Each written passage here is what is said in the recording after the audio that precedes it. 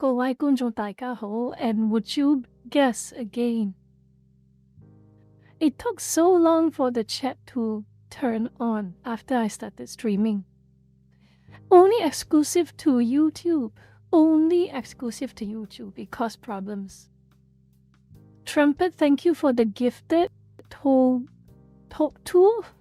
Go thank Trumpet.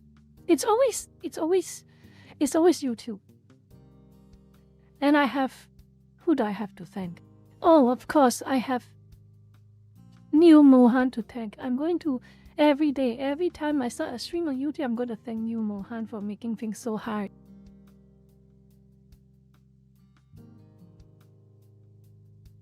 Hello, Zevo. Oh, boy.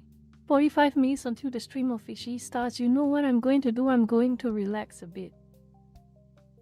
Let me see. I'm going to relax a bit. So many months already and the YouTube chat has not been fixed. It is very, very shocking how it's not fixed.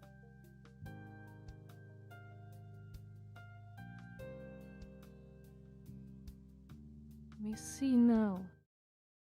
A little bit of me time. How 12 of you. I want you. Whoop. That's me. Sorry.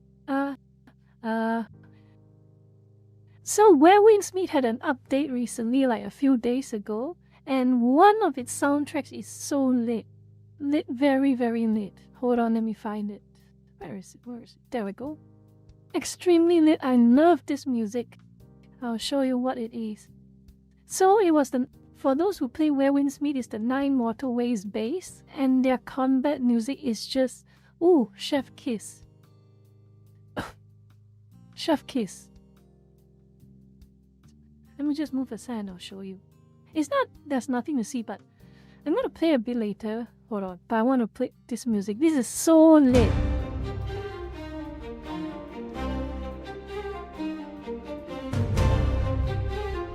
He has an almost pirate style theme to me.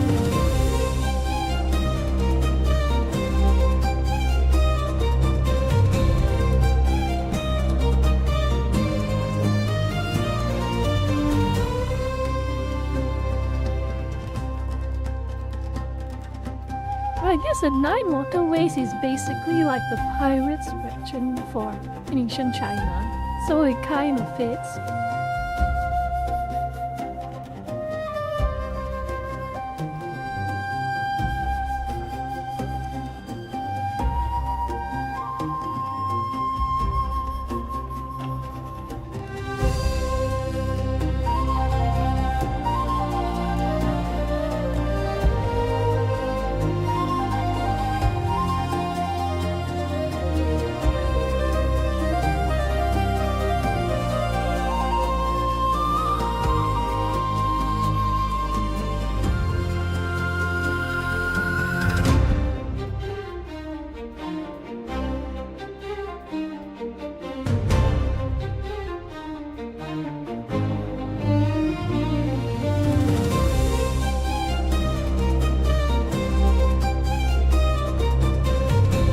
Like Genshin is not the only game now with good soundtracks.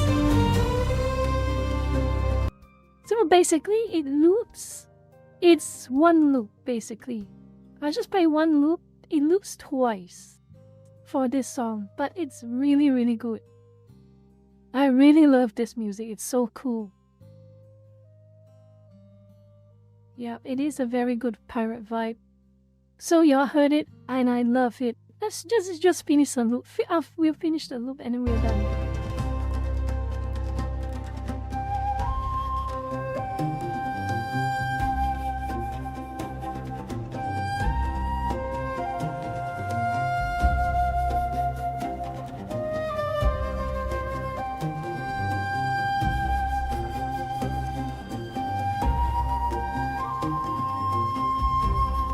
Well, I haven't logged in yet. I had a very bad day today. Thankfully, I got a bit of research done.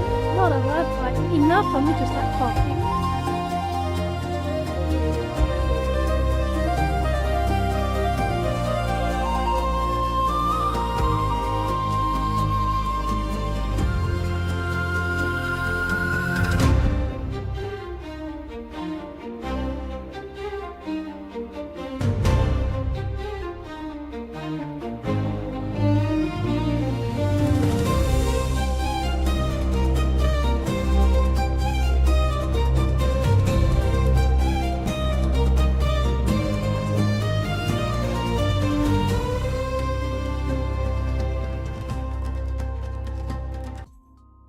Okay, basically that's it. So, since I just managed to get back to the PC, and we have about 40 minutes before the stream officially starts, don't mind me while I do my dailies, lurkers, okay? I'm gonna do my dailies.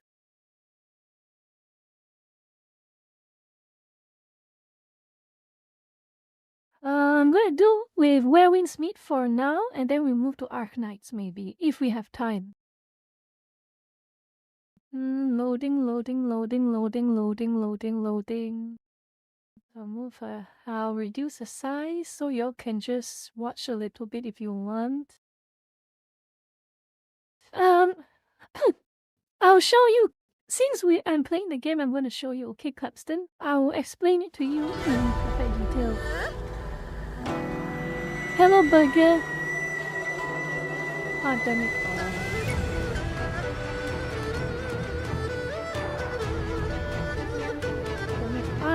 Damn it. Hold on.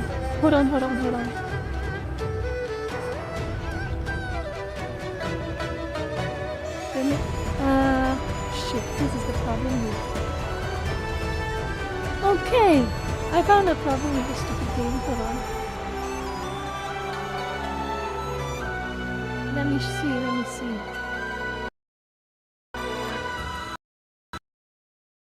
Let me see. It turns out it does not like VPNs very much. So, I should read NordVPN. I should change the location to somewhere different. Somewhere with a global server. Hold on a moment.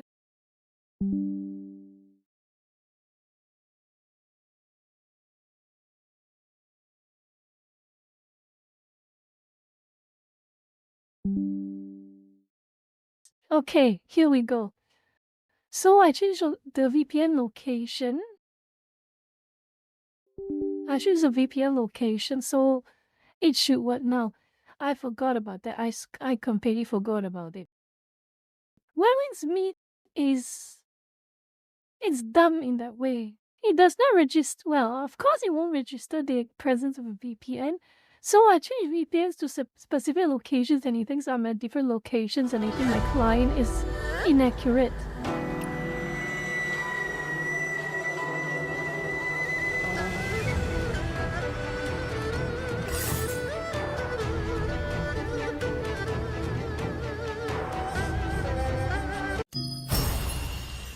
Alright, we're done.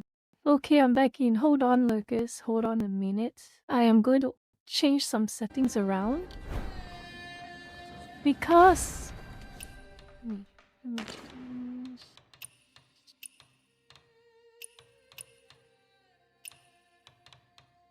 Okay, FPS 60.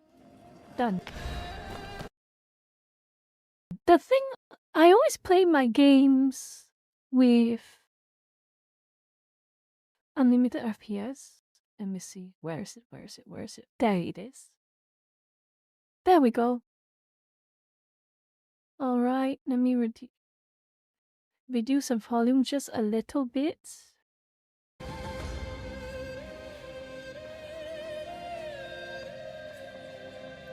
Perfect. So, by the way, who asked about the monetization? Hold on, who asked about the monetization? Let me see. Clapston? Claps. I'll just call you Claps. Okay, Claps? The monetization is very straightforward. I'll just show you first.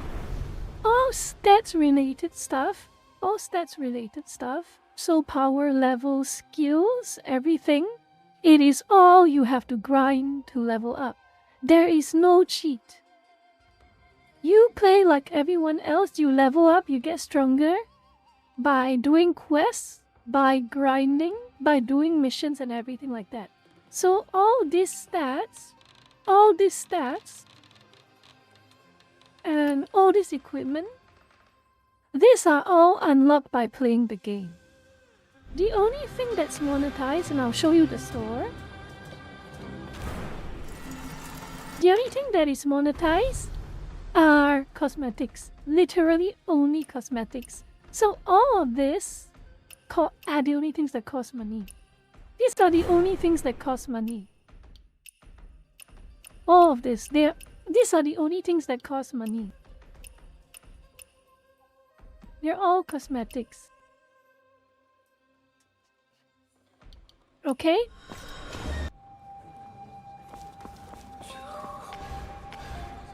And of course, the gacha also costs money, but that is also just giving you more fancy cosmetics. Nothing that you buy with money in this game affects your stats. Nothing. Which is a good thing. And of course, the battle pass, and the battle pass, which I bought because I want to support the game. All of this, cosmetics. They are literally all just cosmetics. The game has been running in mainland China for over a year already. And throughout, this game just came out in the West like a few months ago, but in China, it's been running for over a year. And over the entire year, the game has never given anything that is stat boost or even convenience. Everything is cosmetics. Everything in here is all cosmetics. Nothing is stat boost or gameplay related. Hopefully it stays that way, yes. Basically. Let's see, what do I have to do for today? Oh, by the way, Lucas. Green M1. Alright. Lucas.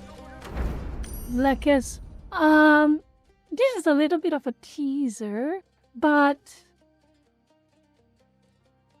on Friday, I'm going to be doing this. I'm going to be doing these missions. So, let me see how many more days in this event. We have 6 days left. Okay, good. 6 days. That's a lot of time. So, I've got to do this too. Clear the Mistveil prison, which is a horror dungeon. And then Mistveil City, which is another horror dungeon, which is even bigger. I did the first part, it was already creepy as hell. So, this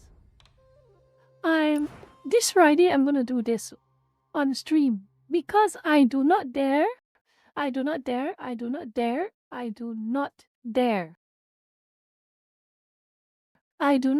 do it alone. I really do not dare to do it alone. It is so creepy and I don't want to do it alone. Please don't let me do it alone. So you lurkers are going to watch me do it. We're going to play it together. Okay? We are going to play it together. And that's the end of it. So this Friday.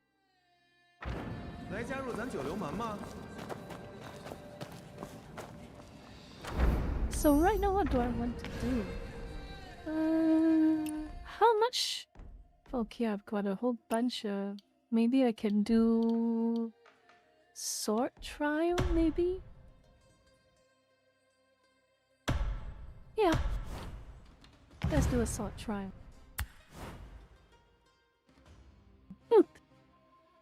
I'll show you how multiplayer looks like. I've showed you how single player is like, but I'll show you what multiplayer looks like.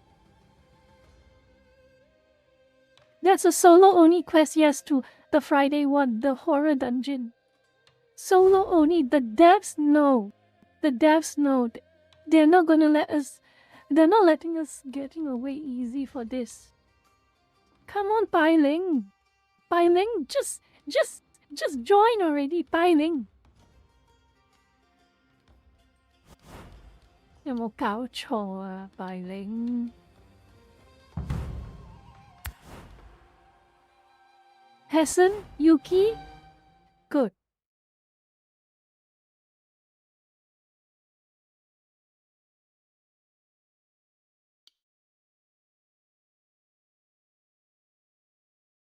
Loading, so slow. Natarin, you're taking very long. Okay.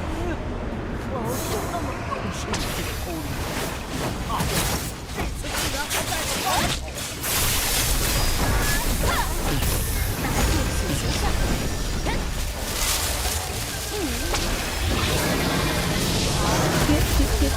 Yes, hit.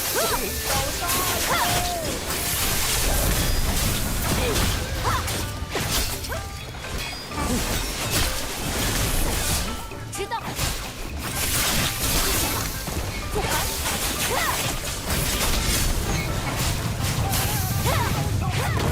Oh my god.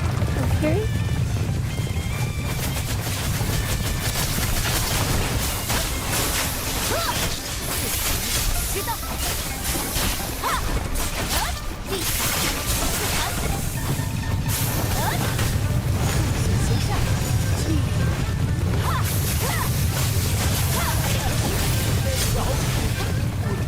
What a coward.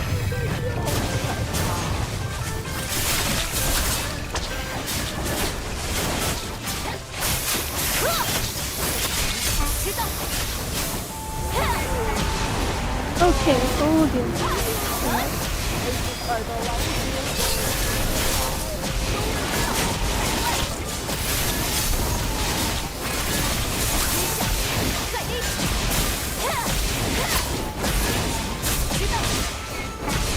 Oh dear. Need to get rid of all these guns. Oh. Damn it! I was too slow in reviving. Oh Jesus. I was too slow. I was too slow. Damn it, I was too slow. I was too slow. That's the problem with they should have cleared. Here's the problem. Those ghost donkeys, you had to get rid of all of them to make sure when that Taoist cute party.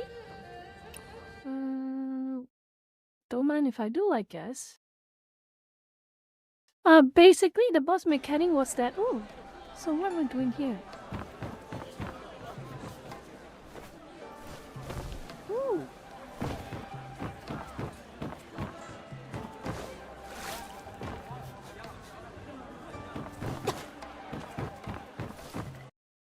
So how many minutes? Okay, half an hour. Maybe I'm going to try and do one more. I'll try one more time. I just need to kill those donkeys fast enough so that it does not...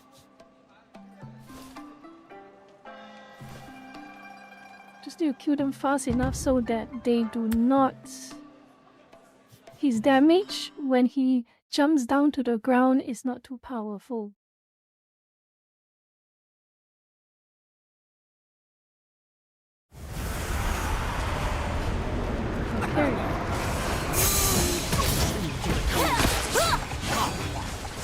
Wow, what a coward!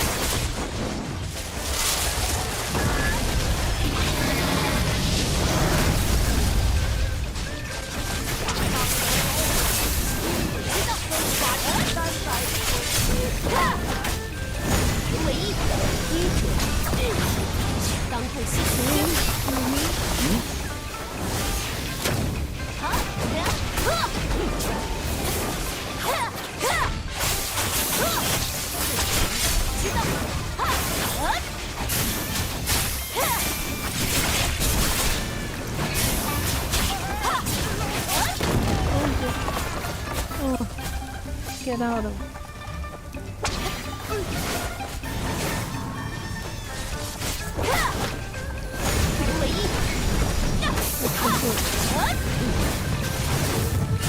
Damn it! Who turned me into a donkey?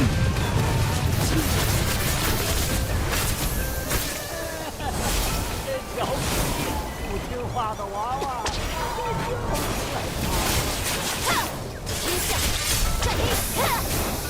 Oh dear. Someone already died. This is not good.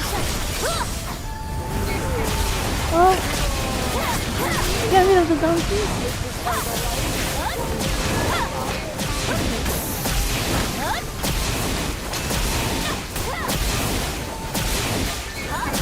You too. Heal up! Okay. Okay, this is... Okay, good. Cushion the blow.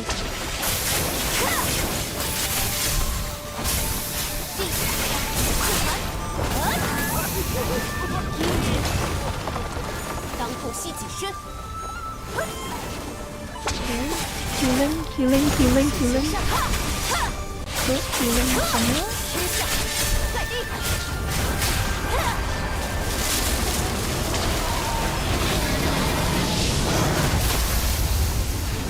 Okay, more damage.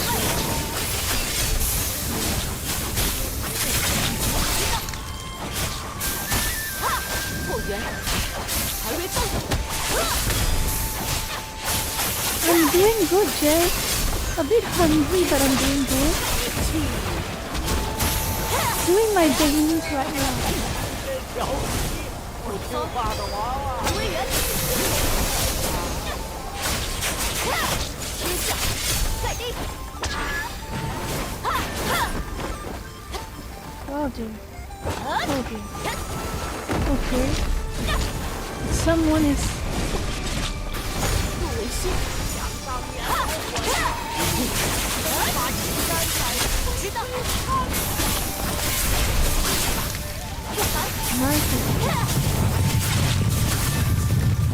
This is a little... Okay. This is you up. This is not a heal.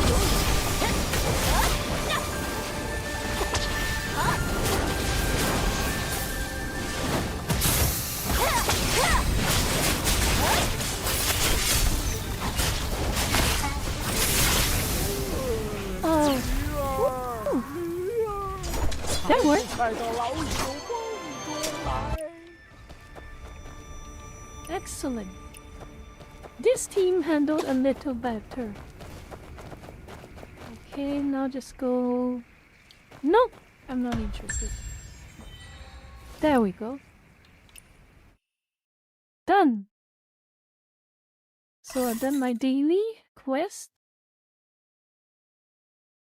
So now I can go to Enfield for a minute. Let me just open my chest first. Activity points. Alright. Let me see. So you get all these tomes which level up your skills basically. Sword Horizons, Fivefold Bleed. No! Zephyr, I have no idea what that is. Some appearance tokens, nice.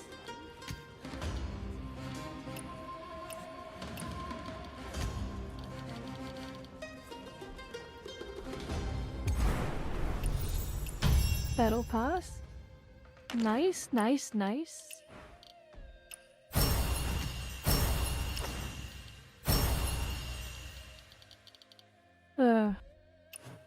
Sure, if you want 0.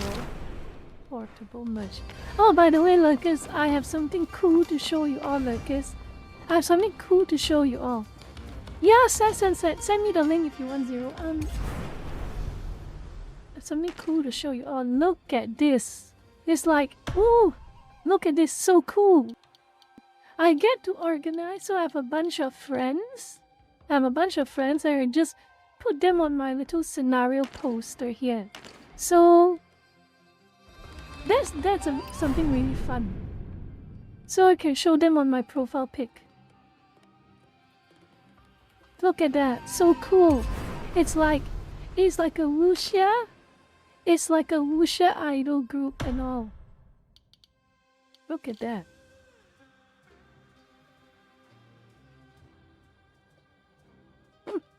Look at this, it's so cool. I got a bunch of new outfits too. So I got this one from the gacha not long ago, which is okay. I still prefer this one. Okay. For now, Jake, for now. Because the level cap is going to go up in... When is the level cap going to go up? That's a good question. I don't know when the level cap is gonna go up. But the level cap will go up to around level 90 or level 100. Eventually, the level cap will go up to level 100. For now, though, I'm basically at a steady state. Where is it? Improvement guide. I'm basically at a steady state, so I've maxed almost everything except the bow. Which is pretty nice, pretty cool. I can always get stronger though. Oh, I'm not showing the chat. Yeah, sorry about that. Zero, you have to send it to me some other way. Because the chat organized the way that no one except me, Lurker-chan, and Mod-chan can show links, basically. And my guild, this is my guild, okay? It literally means perma-band. Yeah, it's very creative. The guild is literally called perma-band. It's a very small guild. And I'm the strongest in my guild. I am the strongest in my guild. I am the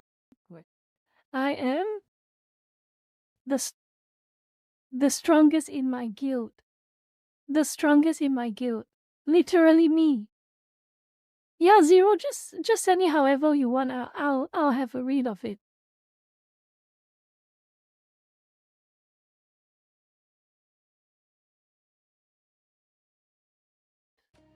Okay. Let me see. Rena, can you shut up? Rena, please shut up.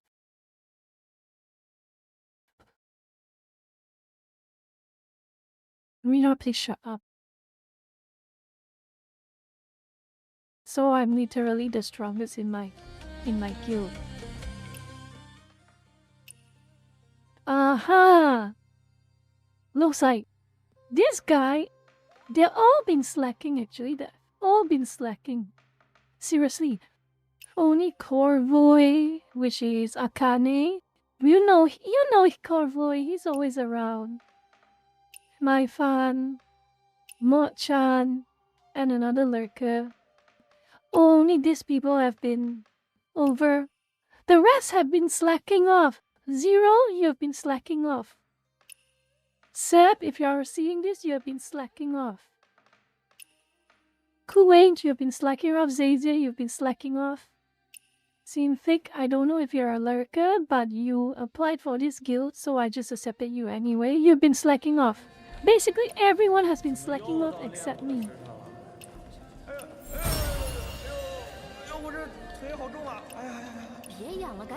And because you've all been slacking off, we went from 350,000 guild funds to 253 because our rent is not. We are losing money more than we make. Lurkers, fix this. Members, fix this, okay? I'm the only one generating money.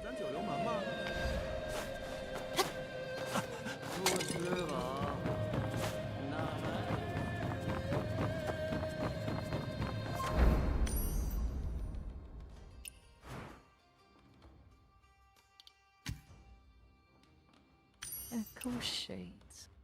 Clean sweep. You know what? Okay. You know what I'll do? Now time to do Enfield. Now time to do Enfield.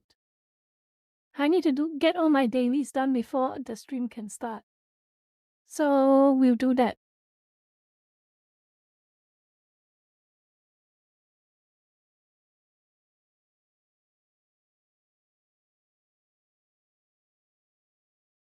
Oh, let me see. It's loading. We will play it when the stream starts after I've done my dailies. If I forget my dailies, yep. Okay, I'll have a look. Of course it's you, Zephyr. Of course it's you. Of course. Let me just play it. Ah, damn it. Okay, now do it gently. Despacito. Yes. Okay. Zero. Oh my god, Zero, my. what have you done? Oh my god. Zero. Oh no. Oh no, Zero. Huh. No, not bad, not bad. Now gently. Gently. Just gently. Okay, I'm not interested. Sherry Pumpkin, welcome. Loading, loading, loading. You have to mark. Wait a minute.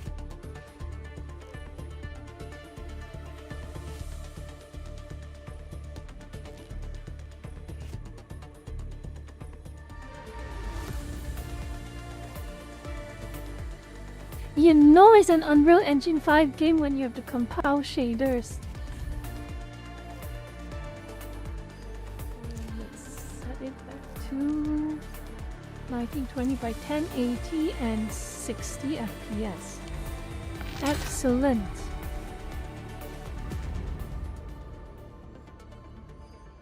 And now let's set it. Hello, Jake. What? Loading. Okay, go have dinner, Zero. Enjoy your dinner. Ooh, only one pull though.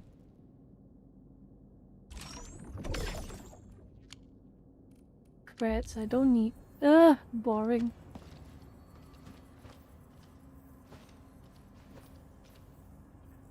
Oh yeah, play music. Let me see.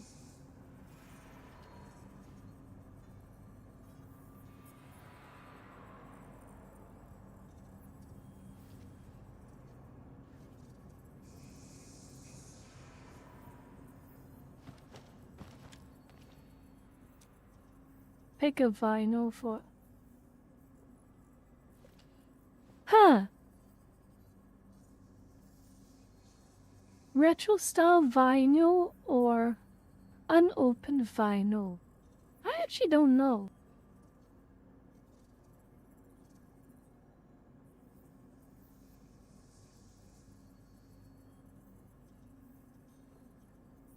Let me see. What will be a good vinyl? What would be a good vinyl?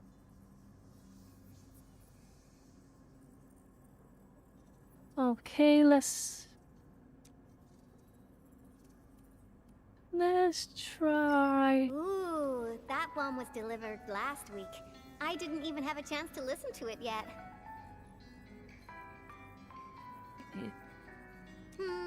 It's pretty nice, but also a little boring. My Tweety Bombs would probably switch to sleep mode immediately if they listened to this. But then again, this might be Perlica's kind of music.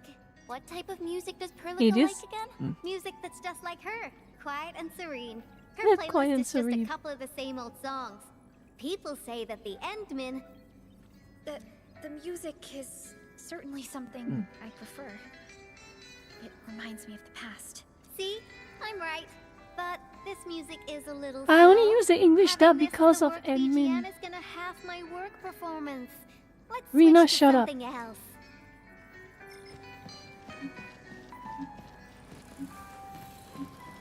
No, fine.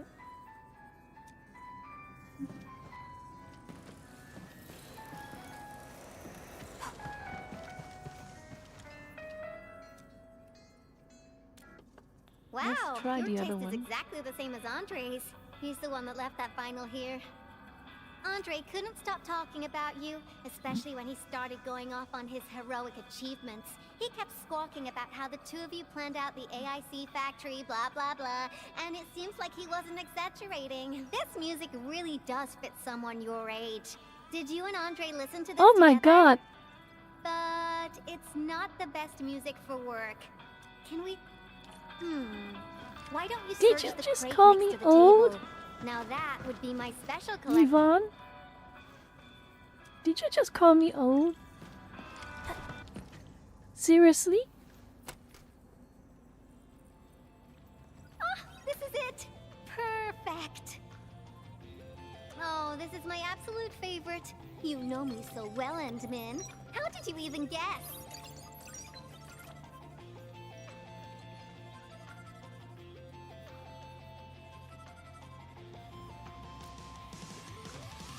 I listened to this song while building the baby bot. It really brings back the good old memories.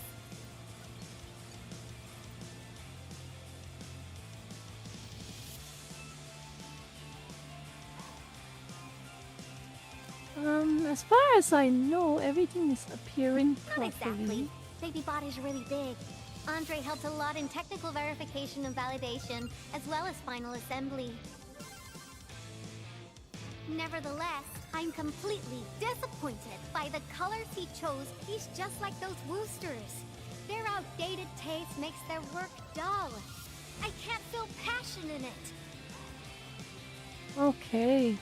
Chill, Anyway, Yvonne. Tata sounds like a pretty name. I like it.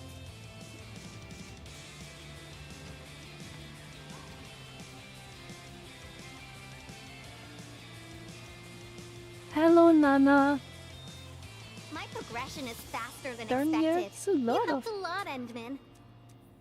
Thanks for the music. And voila! Job done. Let's go! Just be careful. There are still lamp breakers in the building.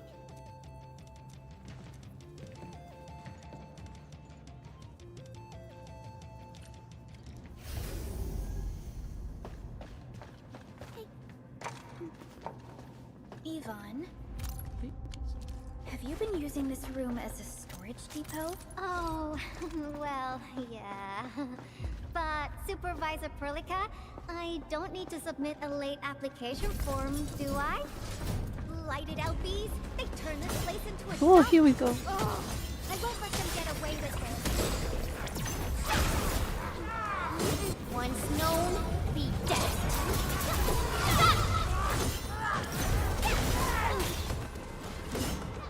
Ooh.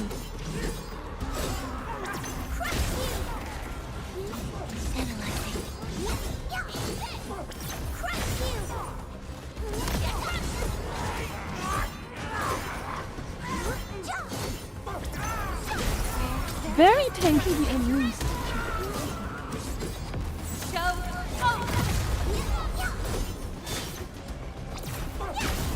Oh, I keep forgetting I'm not playing very easily, so I use E instead of right click. Looks like we've cleared the building. It's time to commence repairs.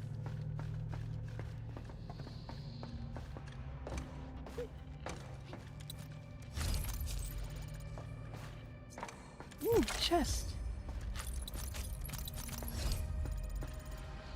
Lots of loot.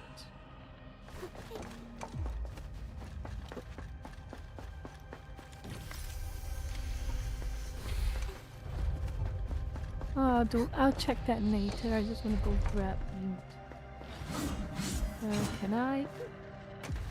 Nope. Can't go through there yet.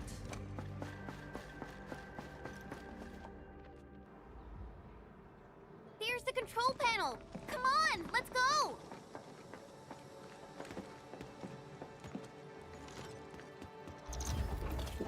My baby bot! Oh, let me take a look at you. Not too serious. All within expectations.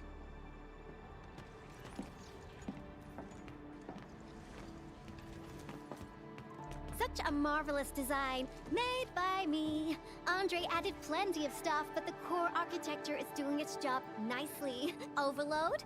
Minor hiccup. I got plenty of ways to boost its stability. So my baby bot, ready to run a performance test of the new components?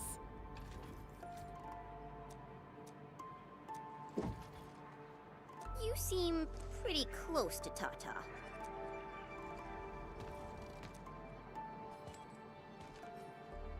Oh boy, more. More Mets. Mets. Again. Mets people. Here we go.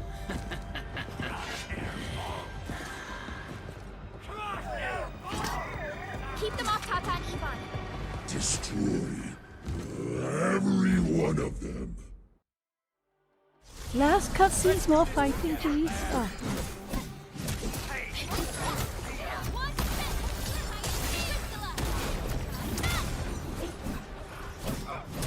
Okay.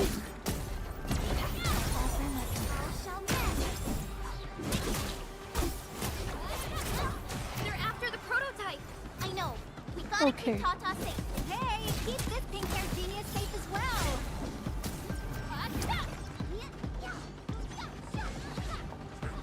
Okay. Are more of you coming?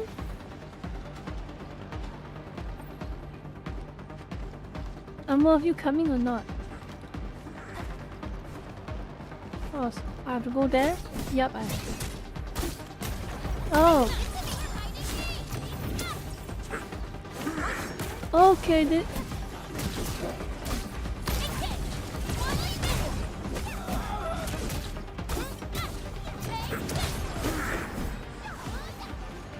okay, that's more like it. Oh, he's over there. Sorry, I can't pause the ongoing diagnostic and repair process, so I can't help you out either. But I called in my mini bomb tail. Oh, that helped. That's it.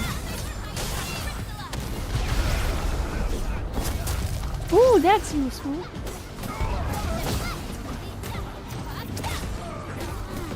No second chance. Cast off as cast.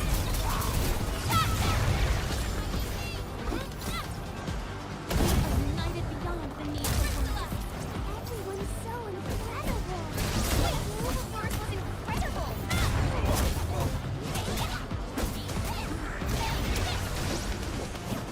Ooh, these bombs are so useful.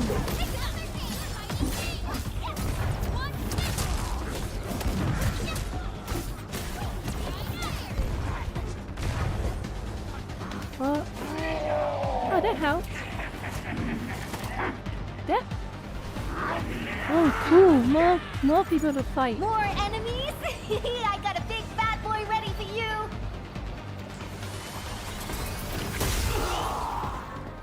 Oh, that's stupid of them. Oh, boss fight, finally. Are you coming? Oh, she's not coming.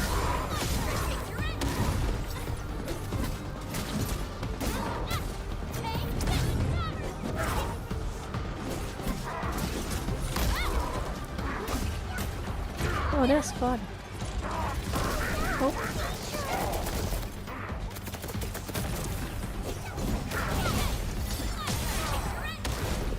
Once known, be dead.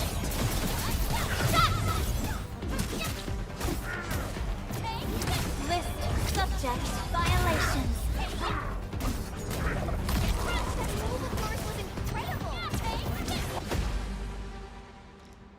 Oh, he's dead. Ta-da! All good. Is Tata okay now? Take a look for yourself. Come on, baby bot. Say hello, world. Look at Tata buzzing with energy. It's totally recovered. All right, guys. I guess it's time for you to hit the road. Now go for it. Seal that ether rift before it gets any bigger. This place isn't exactly safe right now. Are you sure you won't be coming with us? I got plenty of I'm work at on two my minds hands. about this. All this data is highly On one valuable hand, I and want to hear requires immediate admin. analysis. On the other hand, the First English large-scale voice scan. acting is Of my baby bot. very Its effectiveness must be properly rough. documented. Such is life from Plus, Zac there are Efron hardly any voice land actors. breakers left. The research center. So, play it safe, okay? Don't break my. But you'll be here alone. Relax. I got it all covered. The lab calls. See you around.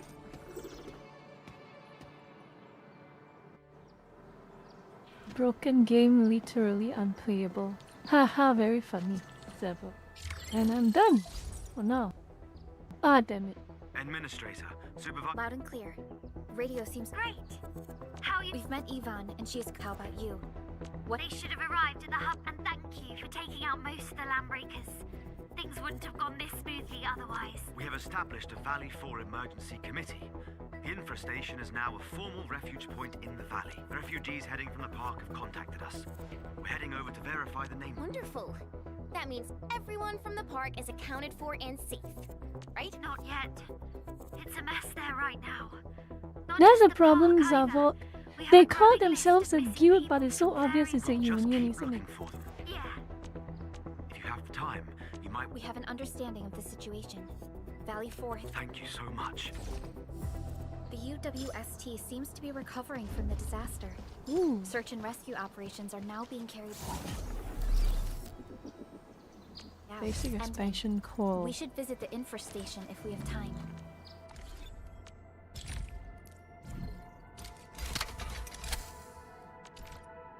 Well, what do we have here?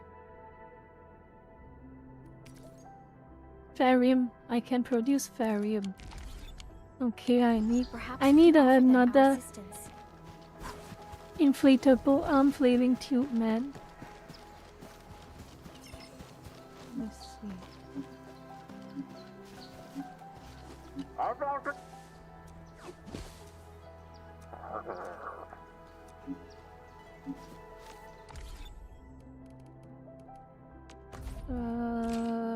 What have?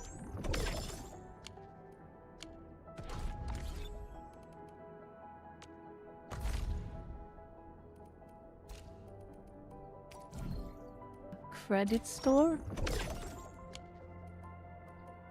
Arsenal tickets. Nothing I need just yet.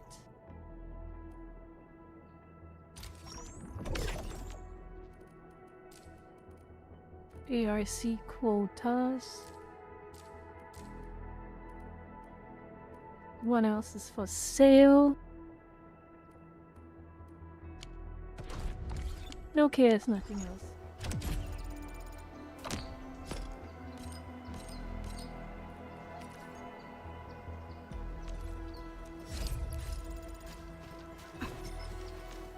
I need to find a flailing tube man, but that is for later. That is for later. Okay?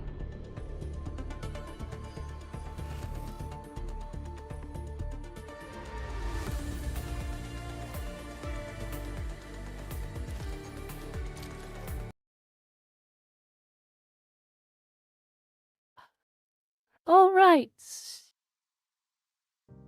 Enough of the gaming for now. We're going to get to the meat and potatoes of today's stream. I hope. Yes, Dark Kestrel, what is it? What is it, Dark Kestrel? Anyway, stream starts now, officially. So, with that out of the way, I'm going to start with a bit of a story. Lurkers! There is a word in Chinese, in Cantonese, okay? There is a word. There is a word. And that word is called Che Tai Pao. Che Tai Pao. Basically, blowing your horn, blowing your steam horn. Something along the lines of that. And the whole idea about that, oh my god, don't mention food in front of me. Don't mention food in front of me first. Please don't mention food in front of me, I'm hungry. Okay? Don't mention food in front of me. What do I have actually? I've got a pistachio bar, I guess. A Twinkie, couple of bars, okay, that's fine. Rena, shut up. Basically, the entire idea of Che Tai Pao is simple. You talk a lot of talk. You talk a lot of talk. You talk how your answers are exactly right. You talk a lot of talk. You talk about how good you are, how moral you are, how just you are. You fight for justice. You stand for the little man. You stand for the little person. You hate capitalism or all that nonsense. And then people find out. Then people find out. And you know what they find out? Everything you say so loudly is a fraud. It's a lie. Everything is fake. And you know why it's fake? If you are on the internet long enough, you have enough of a footprint, people, if they care enough, will dig. And you better be careful with what you say when you have a long enough footprint for people to dig. Either a few simple ones. You are given a few simple choices to not screw it up, okay? Either the first thing is, be consistent from the very start to the very end. Be you without caveats, without buts, without anything.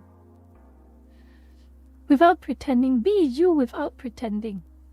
Because if you are you from the start to the very end, people will find out that you are just you on the internet, and that's fine. Alternatively, if you feel like you have changed from your past, if you feel like you have changed from your past, make it clear. Make it clear. You want people to respect you, you in turn have to give the respect back to the people whom you're expecting respect. Let's say you believe in one thing. All this time and suddenly you just say, I don't believe in this anymore. I'm going to be different. I'm going to behave different. Have the decency and the courtesy to say it outright. This is why I believe in the whole idea of you make an oopsie or you do something that is unpopular, don't delete it. Don't delete it. Leave it on. And when people try to confront you about it, just say, I have addressed this already. It's in the past, I've addressed it, I have moved on. And that's a good thing. People do not. At the end of the day, on the internet, people are still people. If you are sincere enough with saying you want to change, you want to behave differently, you want to think differently, and you in your heart believe that to be the case, people will accept it. Most people will accept it. But the problem comes from the third one. The third scenario that a lot of people, from regular, no-life people on the internet who spend tens of hours a day on Twitter posting and tweeting and tweeting and tweeting and tweeting, hundreds of tweets in a day, through to the big streamers. You know the streamers who provide shocking experiences to their dogs. The streamers who, in one breath, talk about how horrible capitalism is, and on the other breath, talk about her handbag collections. And then, of course, there's even government entities, multi-government entities like the UN. Receipts are everywhere. And they believe, this type of people believe, this type of group, this category believe. So the first two are the sensible, in my opinion at least, are the sensible approaches over the understanding that what you do on the internet, many or even some people will end up remembering. So your best option is to either own it proudly, or sincerely express that you have changed from then. And I don't mean like And I don't mean sincerely express that you have changed as in someone gotchas you, outs you as you are virtue signaling. And then you say, oh, I have changed from that. No. When you change, you tell people from day 1 or day 2 or day 3, whatever. You tell people when you are in your fair weather. When you are in your fair weather, that means you have no dramas surrounding you. You have no problems surrounding you. You have no beef with anyone. You are not virtue signaling. You are not talking nonsense on the internet, just like a fair weather. Clear, calm weather. The moment you feel like something in your own mind has changed, you see the world differently. You see things differently, so much so that your post, the way you post and you talk online changes. You express it outright. Okay, I have grown or I have changed. I have seen things differently. I'm going to behave differently. Some people will accept it and some people won't. That's just the nature of humanity. But the fact is, you say outright that you're going to be different. I think of it like PewDiePie, for instance. He has been, the king of YouTube for so many years. For so many years, since 2011. Even earlier, maybe 2010, 2011. He has been the king of YouTube for so many years. And one day he just says, I'm going to focus on my family. I'm going to focus on my son. I'm going to focus on my wife. I'm going to focus on me, my personal life. And I'm just going to stop caring so much about YouTube. Like it or hate me, that's what I'm going to do. That's how PewDiePie is like. And another example is Joji. Joji is another big example. He sunset Filthy Frank. And he just said outright. He had no drama. He had no drama surrounding him. He had no beef surrounding him. Nothing. He was at the peak of his memehood. People enjoyed his Filthy Frank content. And he just said one day, Joji just says, I am physically and mentally not able to continue being Filthy Frank. It has caused me a lot of strain, which is why I am going to say goodbye. People will love it, people will hate it, of course. People will be happy and most people will be sad. Most people will be sad, certainly, but you know what? Joji said it from the very start. The moment he knows time is up with something, with an internet persona, with a specific form of content, anything, he just says it. I have had my moments with you all, the community. I've had my moments, but it's time to say goodbye. I am moving on. I'm going to let go of Filthy Frank. I'm just going to be Joji. People accepted it. I look at him now. Still respected. On the flip side, you have iDubbbz. You have Ian.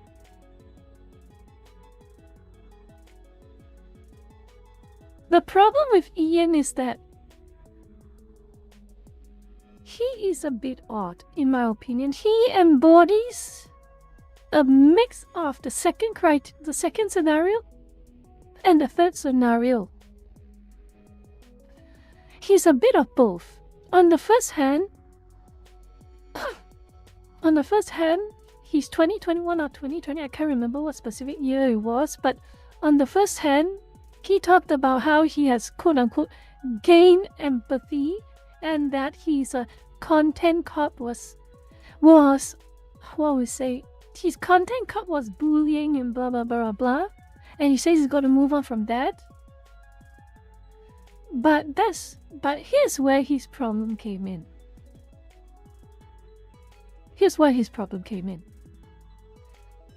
problem came in because he lied through his teeth from start to finish. He was doing the scenario too, but he was forming the mindset of this. But he was doing it with the foundations of scenario 3. So what is scenario 3? I'm gonna open a presentation. I think it's better for me to open a presentation so I can explain to you. Okay?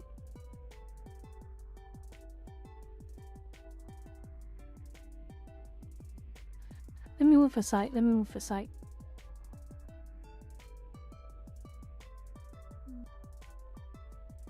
Presentation. So this is the presentation. How to deal with your past. Okay? How to deal with your past. You have two the sensible way. 1. Damn it. 1. Own it. Be unapologetic.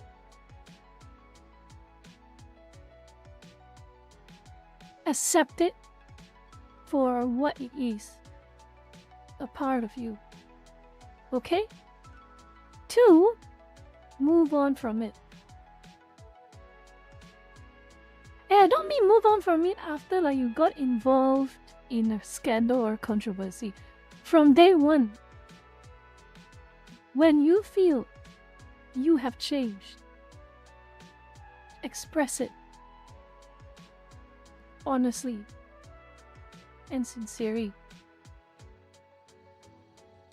Speak the facts and then declare that you have changed.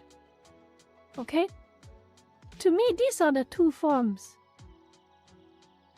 So for instance, there's a lot. There are a lot of examples of the first scenario and the second scenario. Okay? There are a lot. So in the first scenario, you have like the Count Dankulas and all that. You have the Count Dankulas and all that. The second scenario, you have the Jojis, you have the Jojis. And then there is the third scenario. The not so sensible.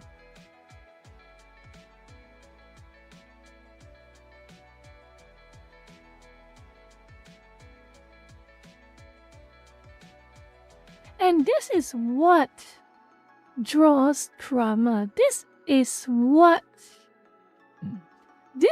what creates problems for you. Okay?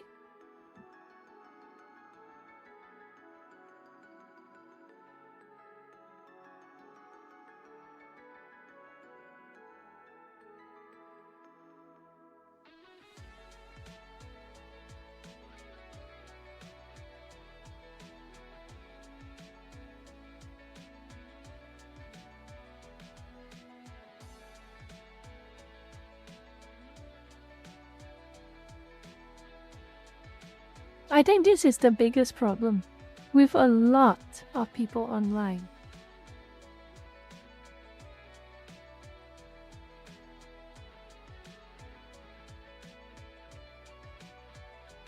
Okay? This is what gets people mad. This makes people mad. This creates Streisand.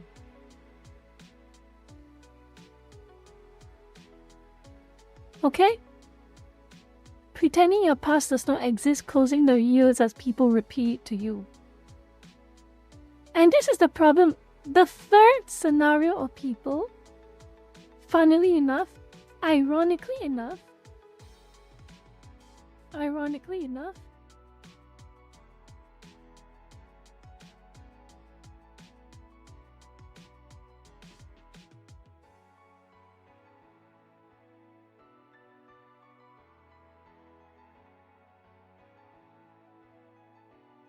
this is the biggest irony. This is indeed the biggest irony.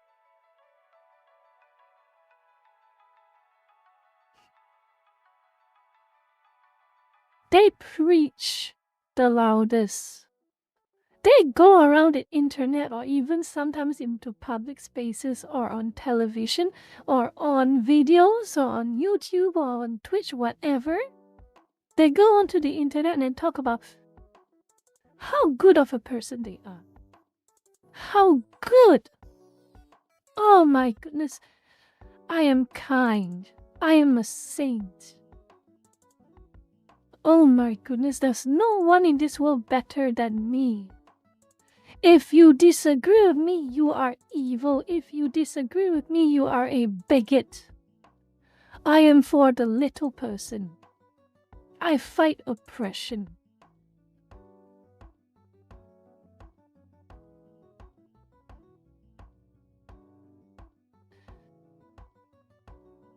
Rena, shut up.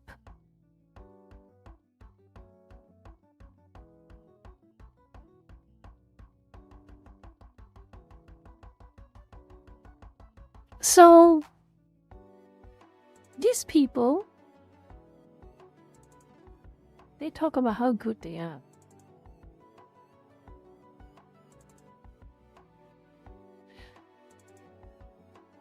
And the biggest irony is that they are the ones who have the biggest skeletons in their closets. They are the ones who have made the biggest oopsies that they never own up to. They never ever own up to. I mean, it's one thing. When you made an oopsie, you own it up sincerely and move on from it.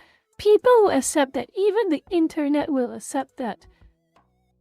Because it is the decent thing to do. You made a mistake, you apologize, you say you were wrong with specificity, and you move on from it, never doing it again. That is one thing. The internet can forgive that. But this is the problem. They don't own up to what they did. Instead, what they do instead of owning up to what they did or owning what they did is that they sweep it under the rug. They pretend they never did any of those. They never apologize for it. They just go silent and pretend nothing happened.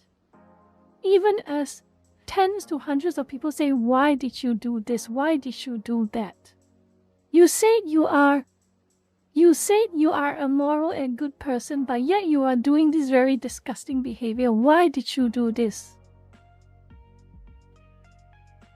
Hi Malcolm, thank you for the membership.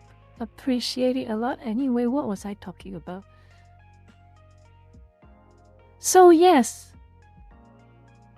I can increase the font size a little bit. Hold on. There we go. Okay. So, what I'm going to do is I'm going to show you a couple of examples, okay? I'm going to show you a couple of examples. And some of them will be recent examples. Some of them will be an extended period of time examples, and some of them will be some very, very serious twisted examples. I don't know if I can go through all of them on today's stream, but I will try. Okay? I will try.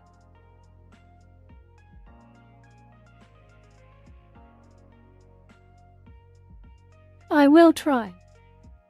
And just a bit of a preface, a bit of a disclaimer. A few disclaimers actually. Firstly, it's my opinion, of course. We are just having a little chat. Nothing serious. It's educational. I'm just talking about life experiences. I'm just talking about my opinions over life experiences, okay? It is not to target anyone. Do not target anyone. This is all just for learning and for me to talk about personalities and talking about behaviors. Secondly, I've been very busy for the past week. Today especially, I was floored with work IRL. So there might be some research that I may not be 100% complete, but I can say with some level of confidence I have the foundation information correct. Okay? Again, these are my disclaimers. So with that out of the way, let me get started. Let me duplicate the slide. Story 1.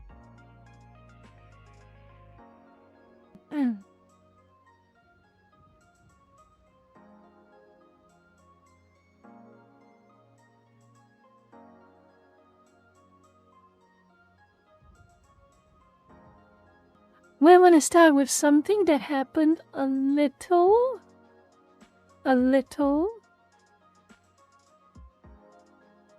recently, okay?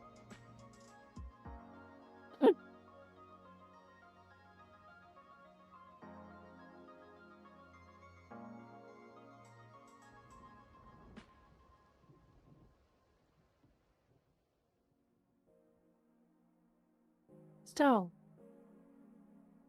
we will set the scene. We will set the scene, hopefully well enough.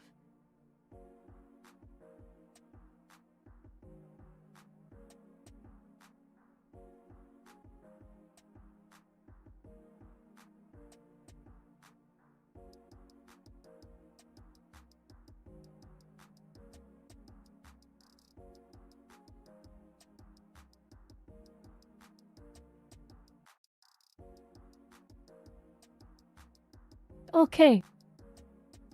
I'm sure you all know what this is about. Some of you are aware of the story, but I think it is important that we address the moral of the story. But I want... Oh shit, not this again. There we go. I want to explain this. You don't know the story? Okay, Watermelon. Start from the top, please. I will start from the start. So basically, recently, January 2026, there was a Marvel Rivals tournament. It was originally pitched as a casual tournament. Originally with no cash prize. Okay? In fairness and transparency's sake, I will just say that outright, okay? A whole bunch of random streamers, I don't know how popular they are. Joined the tournament. But eventually, however, closer to the date,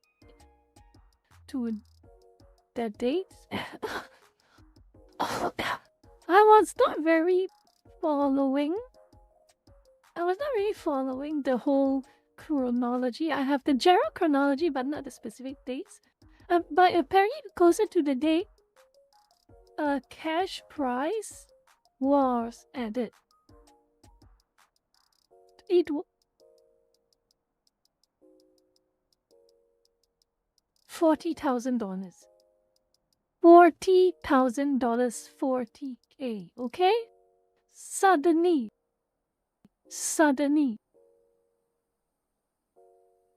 there were stakes. And more streamers and more competitive streamers and gamers started to participate. Okay?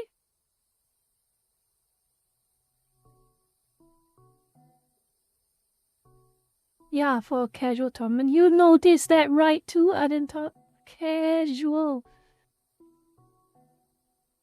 So, riddle me this, lurkers.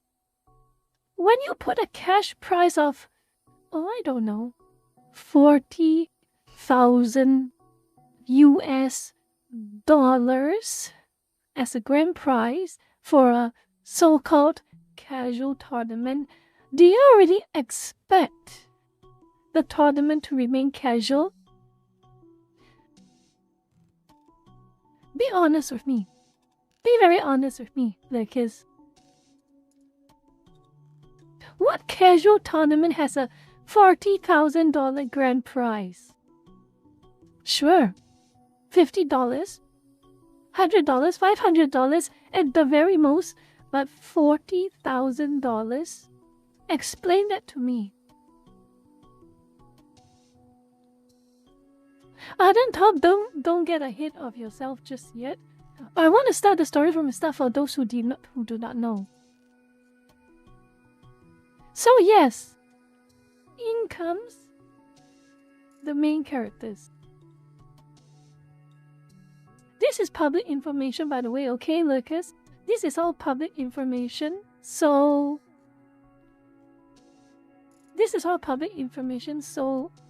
nothing I say here is... private.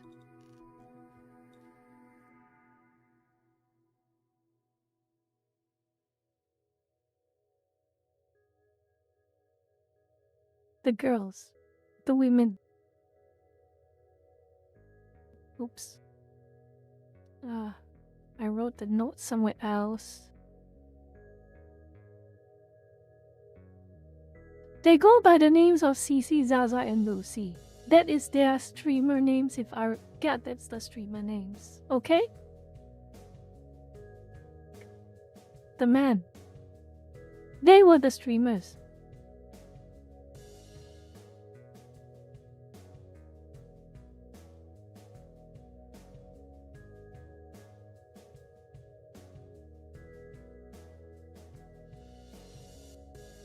Kingsman.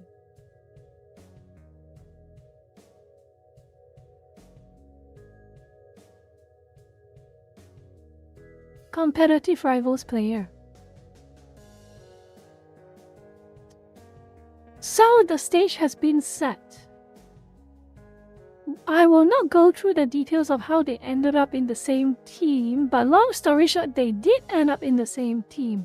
Cece, Zaza, Lucy, and Kingsman were in the same team. We're on the same team for this rivals tournament. Okay? Oh, shut up.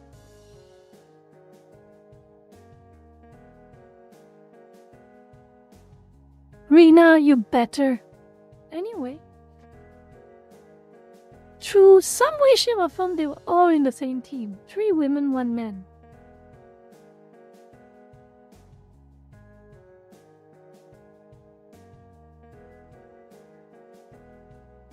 Okay? Now the stage has been set. It is set, double Z. Okay. The stage has been set.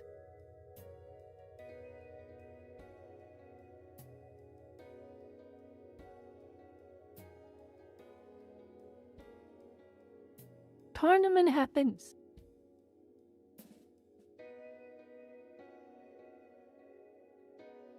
Kingsman had carried the team for multiple games. It is undeniable. And Zaza, as far as my research can confirm, was throwing the game.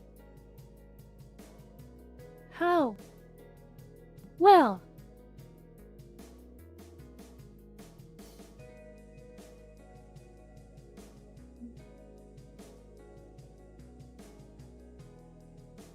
why do we say with some level of specificity that Zaza was practically throwing the game?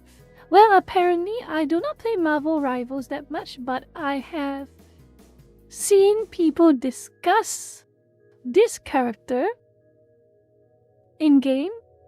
Widowmaker. Why not Widowmaker? That Widow, yes. Damn it, I forgot it. I mistook it for Overwatch.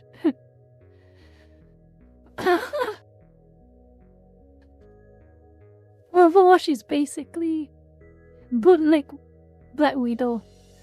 So basically the whole idea of Black Widow is that it is a high skill and very unbalanced character. Unbalanced not like OP, but unbalanced as in kind of useless. Firstly, to play Black Widow properly, you need to have godlike aim. Okay? You need to have godlike aim.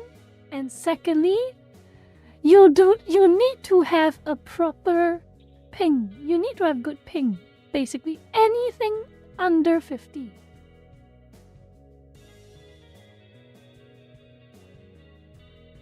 Widowmaker had many counters.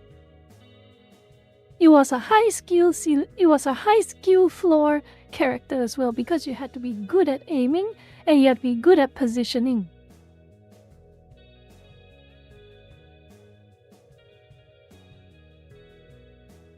Every other player needs to protect you if you even want some semblance of contributing back to your team. So the problem with Zaza was Zaza played Black Widow to a stubborn degree.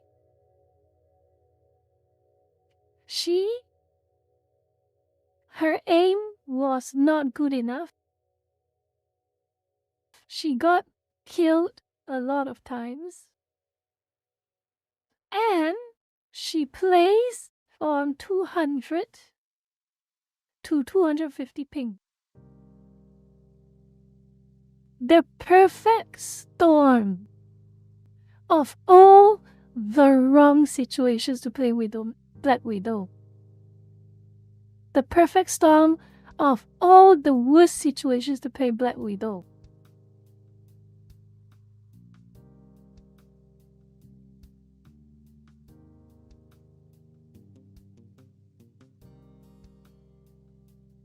So, after it became apparent that Zaza was not pulling her weight in the team, when it became very obvious, Kingsman made the biggest mistake in his life. The biggest mistake in his life. And what is that mistake?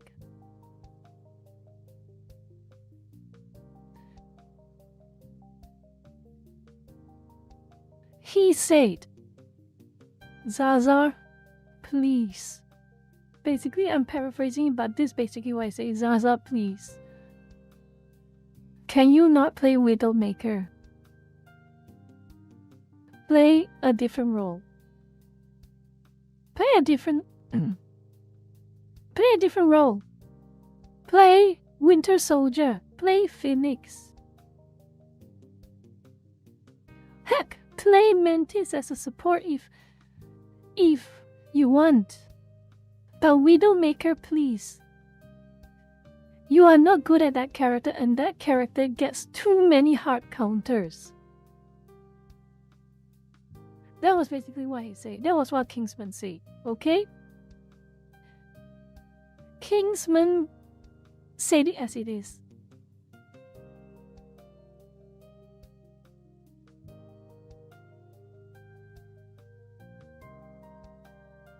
Zaza, stop playing Black Widow. Play a different character that is a little more meta-friendly. This is not a casual game anymore. The moment it has a $40,000 cash prize, it has stopped being a casual game.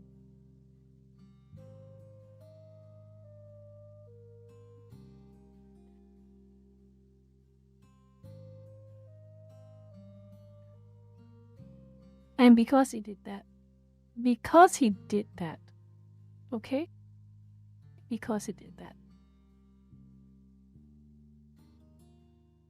The other three turned on him. Called him a lot of things actually. I think I wrote down what they said roughly. Let me see. What did they say? I'm not going to read that. I insulted him a lot. I'll just say insulted him.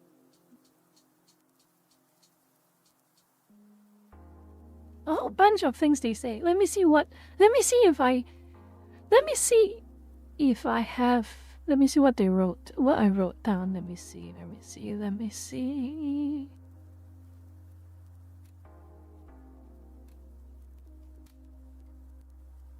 CC tells him to shut the F up.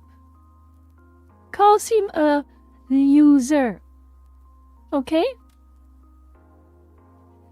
Of course, Zaza still refused to switch out of Black Widow. And then she, alongside the other two, throw a whole bunch of insults about him. Saying, why is he taking this game so seriously? Oh, I don't know.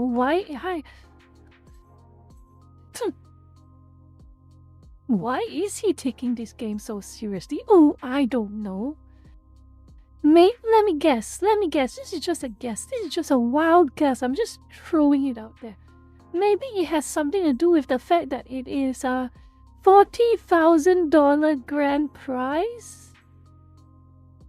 Perhaps that's why he's taking it so seriously? Maybe that's just a thought. I could be wrong. It's just a thought. He said a whole bunch of things. They say they called him too serious. They called him poor. They called him lacking social skills. Or because he said, oh yeah, there's one more thing he said. One more thing that they said. He is a no-life who stays indoors playing video games.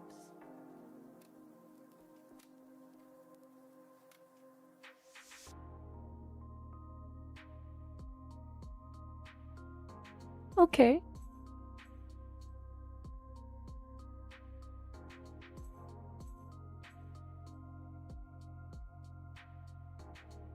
What does that say about you all? You all are joining this Marvel Rivals tournament. They insulted him so much on that stream.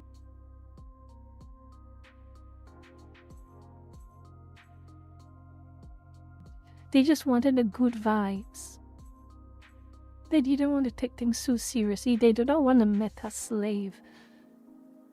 Sure, you can have the good vibes. You can complain about certain players being a meta slave, but those games are not $40,000 grand prize games, aren't they?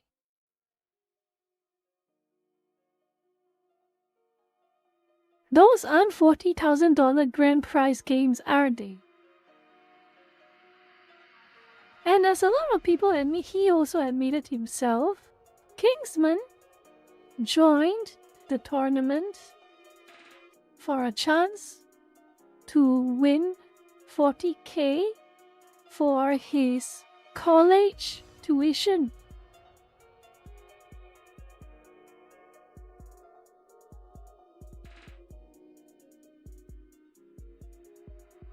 God forbid someone takes the game seriously because it is a game with proper stakes on it.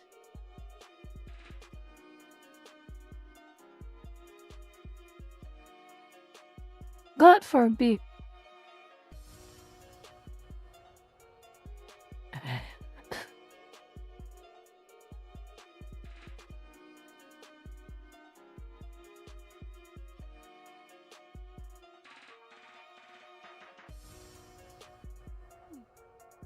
So it got worse.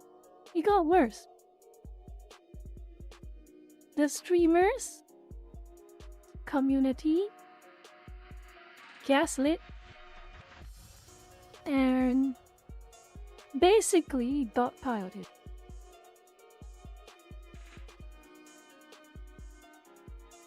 And then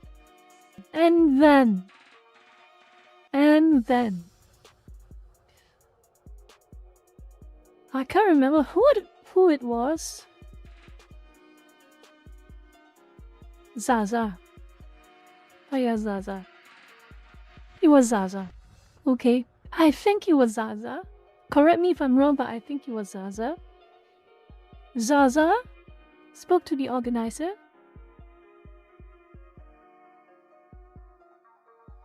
Spoke to the tournament organizer to kick Kingsman out of the competition. The organizer did it without question.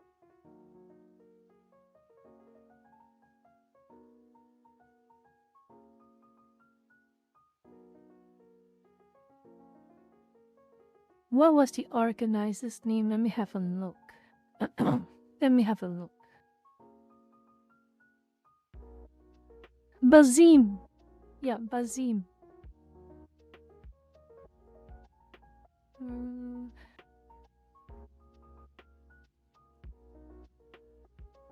All right.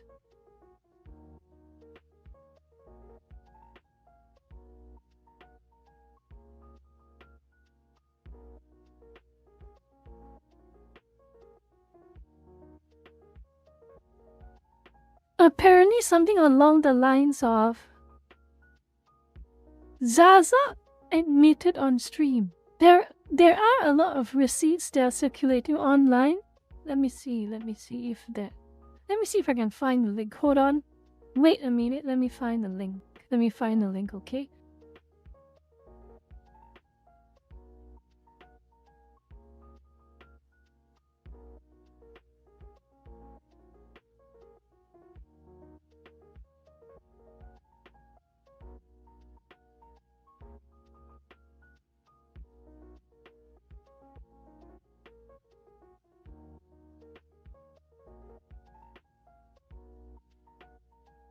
Let me see, I'm just checking.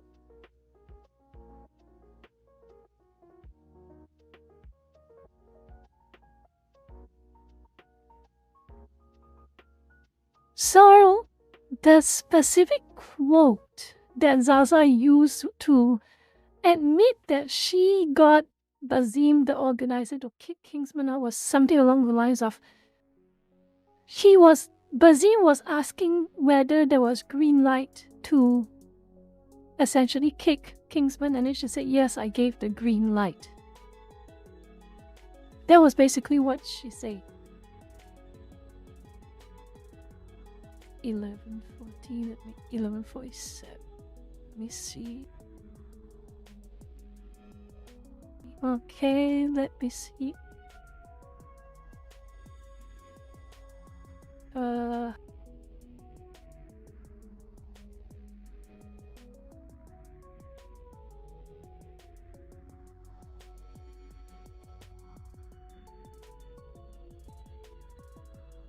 Quite a lot of videos. A lot of them are commentary. Not a lot of them are. This is a little obnoxious.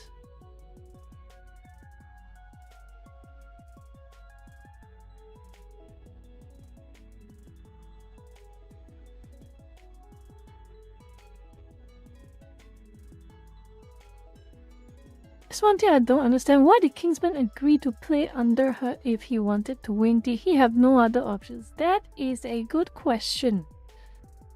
That is indeed a good question.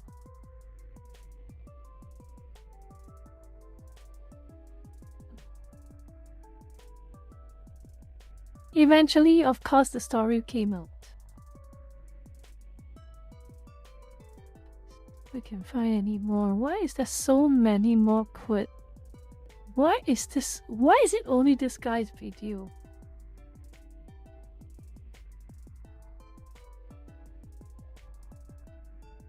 You know what? I'll just leave you with the direct quote of it. Well, let me find it. I do want to find it. I do want to find it. Because it is important to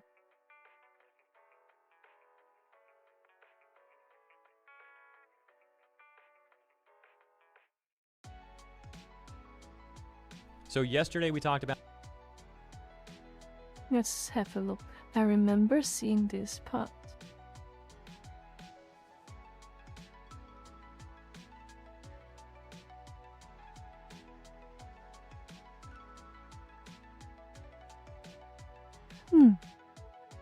Where is the video? Let me see.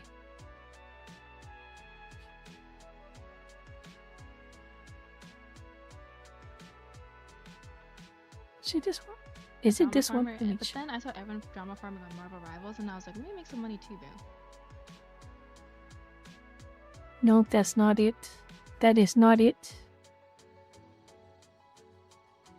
That is not it.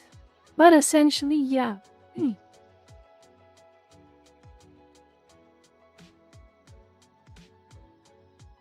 Okay, Mujin has that as well. You can watch Mujin for the specific source, but I think that's not... I'm getting a little bit too hung up on the facts. Essentially, it did happen, okay? Essentially, it did happen. And Zara, through her own admission, said she greenlit the kicking off. She greenlit the kicking off Kingsman from the tournament. And when it came out that happened, well, all hell broke loose, didn't it? All hell broke loose. All hell broke loose. Kingsman released a YouTube video. He titled it The Sing-Si Files.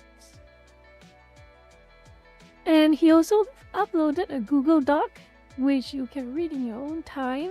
There's a lot of information in there. There's quite a fair bit of information in there. It included unedited screen VODs, it included leaked DMs, Discord messages, and all that jazz. All of the really, what we will call the receipts, okay? What we will call the receipts, and it goes back to the core of the problem.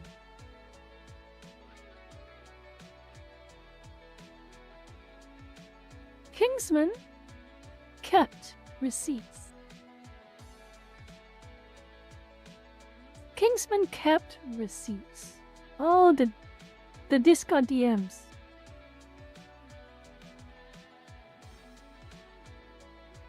The stream VODs. Everything. The moment he knew she was being gaslit.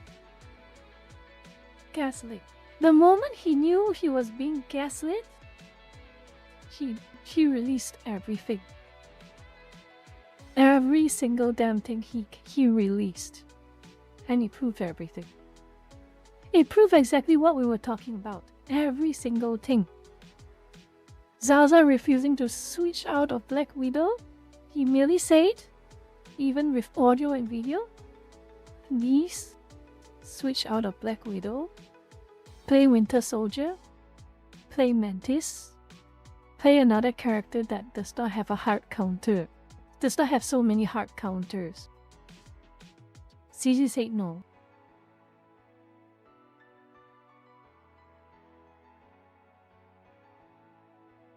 We will watch in our own time, but the entire idea is that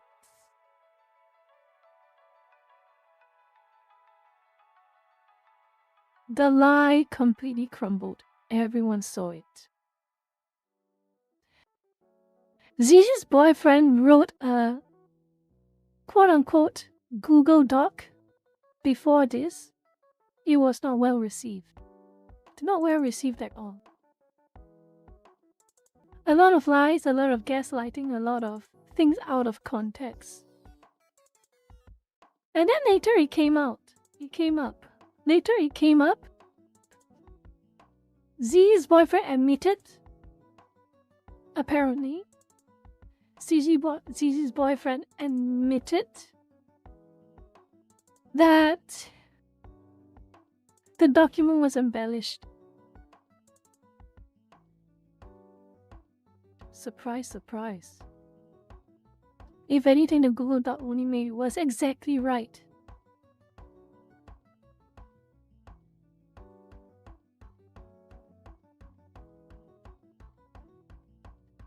It got edited midway when Annie Pence was reading Google Doc. That was quite the backfire. And it only got worse for the three mean girls. They only got worse. Just like when every scandal happens on the internet with mean girls or mean guys, it does not matter who. People who are at the center of some kind of bullying campaign or a gaslight campaign or a harassment campaign, people start digging. People start digging.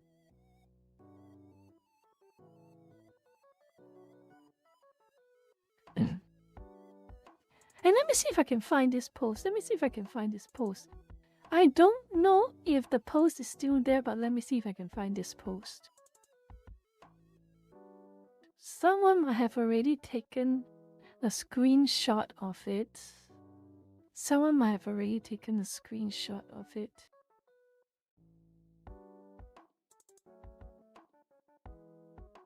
Let me see.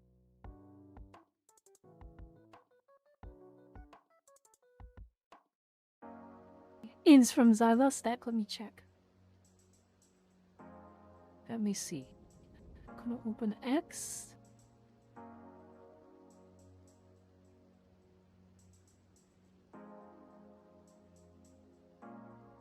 She has made a post where she got community noted in such horrifying fashion.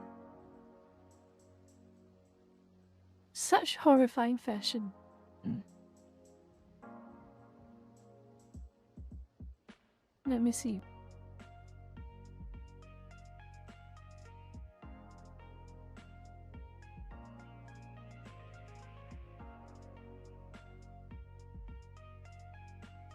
I want to find the perfect one.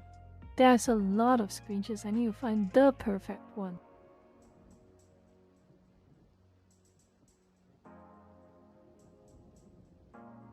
There was one that basically Zaza said she literally did not lie about anything and she got a lot of community notes.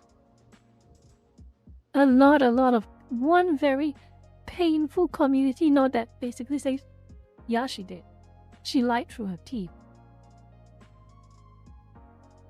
And it was not a fun moment for her, evidently. It was not a fun moment. Not at all.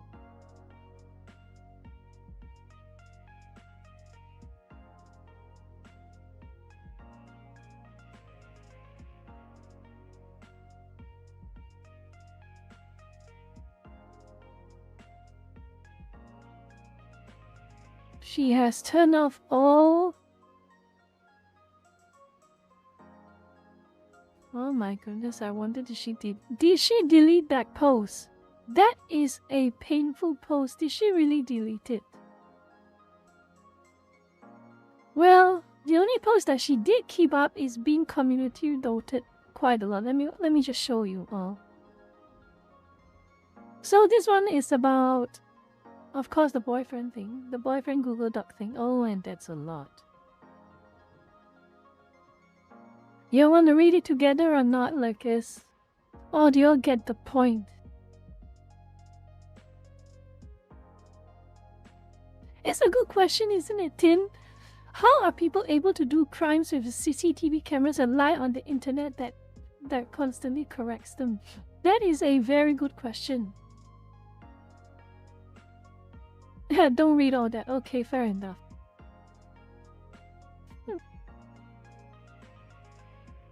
Basically, this entire thing is basically still throwing Kingsman under the bus.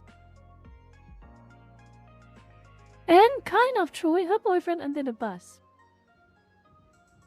And this is their community note. That is a lot of information. And of course, when you are the mean girl, you got upset that someone is correcting your gameplay style, your performance in game.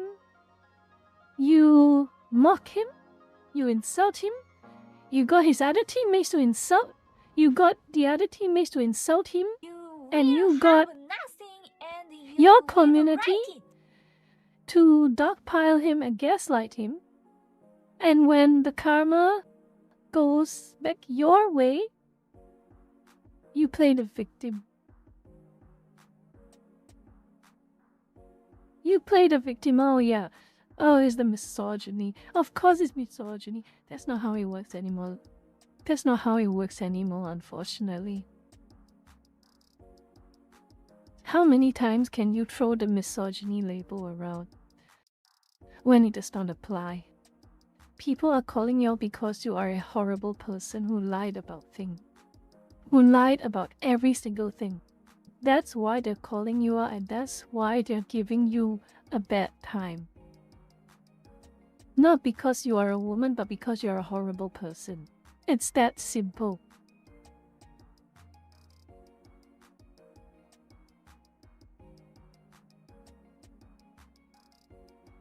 Yeah, misogyny can work. The label can work. Back in 2014, it might have still worked, it might have worked.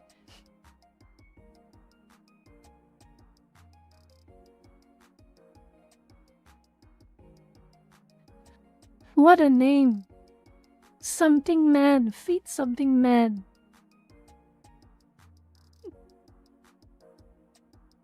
Yeah, indeed, wrong account. I'm sure. I'm sure it's wrong account and it's not by design. Let me find, I want to find that post. I want to see if I can find that post. Because it is hilarious. Anyway. Zalrock, welcome to the stream. Uriel, welcome to the stream. I want to find that post. I want to see if I can find that post. Can I find that post? Let me see. She has probably deleted it already.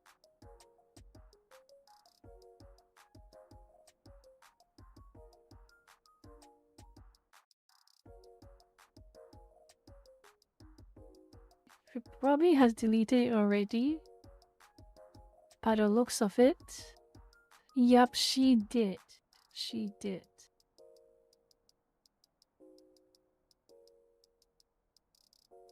Okay, let me see.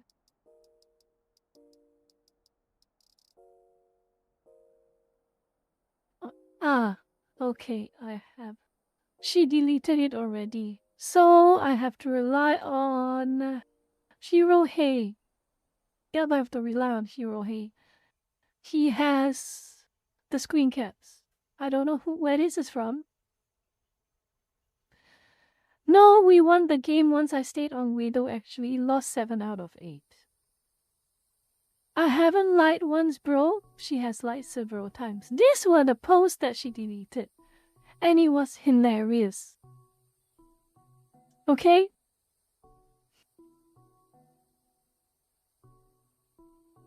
Let's go back to my presentation.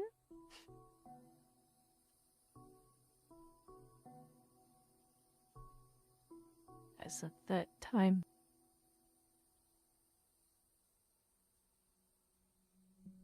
She has lied several times and they lost 7 out of the 8 games. And their performance just got worse in every way conceivable the moment they kicked out Kingsman.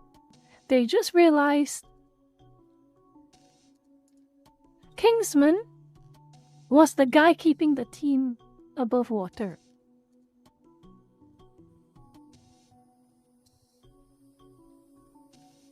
Now the internet turns on them.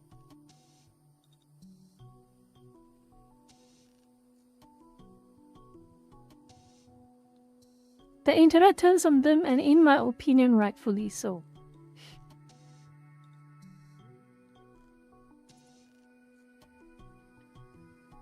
Kingsman gets a big bump in viewership, a big bump in subscribers and followers. And the 3 mean girls who were at the center of it all, they lost sponsors, multiple sponsors, They lost a few affiliates, and it's just going to keep getting worse for them. A lot worse. Big YouTubers like Hirohei, like Rev, Mugen, as you already said, and a few others talked about this.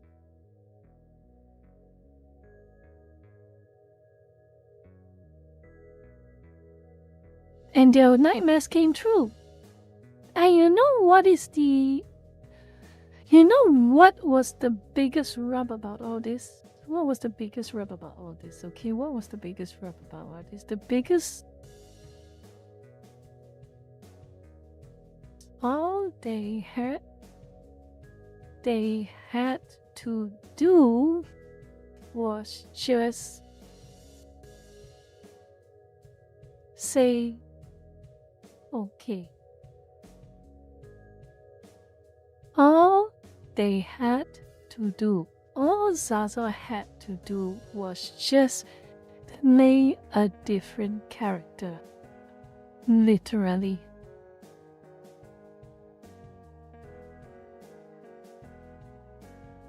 Literally, that it was that simple. All she had to do was switch out of Black Widow, play Winter Soldier,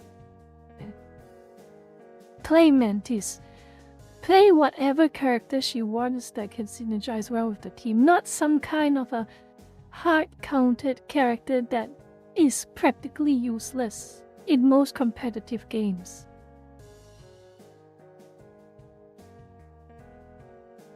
None of this would have happened. Kingsman would still be in the team. They probably would do pretty well. They probably even stand a chance to get that 40k. But no! No. Apparently it's too hard.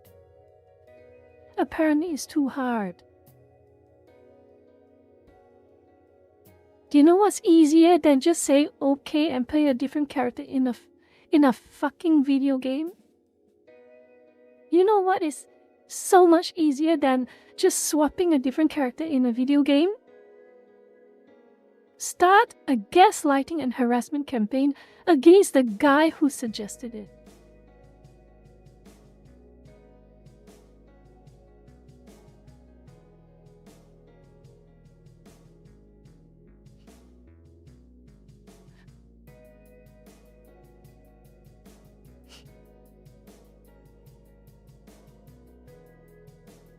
But nah.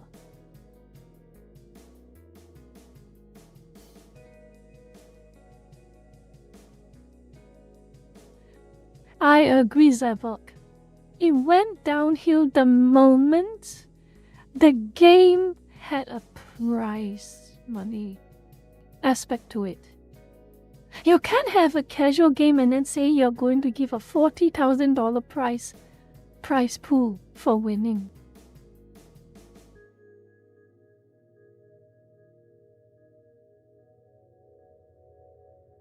That's just how it is. Even I know that. And I hate esports. But I know something as basic as that because you know why? Because I know human behavior. The moment you give such a big incentive to win, people will start trying really, really hard to win. You can't be shocked. You cannot be shocked.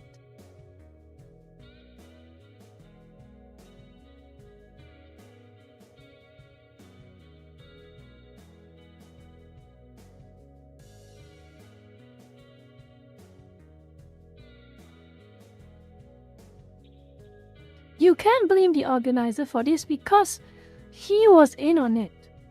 He was in on it. And you know why he was in on it? The three mean girls will say that the organizer himself said that, oh, this decision is completely on me. I personally made the decision to kick Kingsman out because he was breaking the rules of blah blah. He was breaking the rules and all that jazz. Then he came out It was CC, right? CC was the one. Oh yeah, CC. I'm so sorry, Lucas. It was CC who reported it to the organizer. Organizer. It was CC. I'm sorry, Lucas. Correction. It was CC. It was CC. It was CC who reported to the organizer.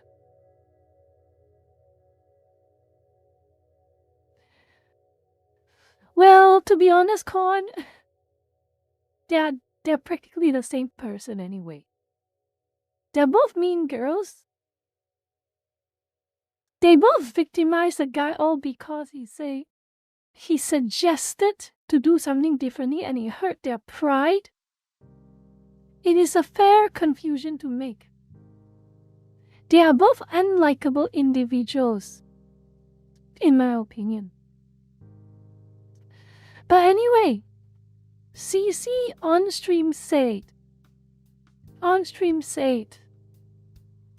the organizer, Bazim said, oh, but apparently, according to CC, Bazim is like, so do you want to kick him? Do you want to kick him? Should I get it done? Should I get it done? Should I kick him? Then CC said, and I quote roughly, we have given the green light for him to do it. And kicked him he did.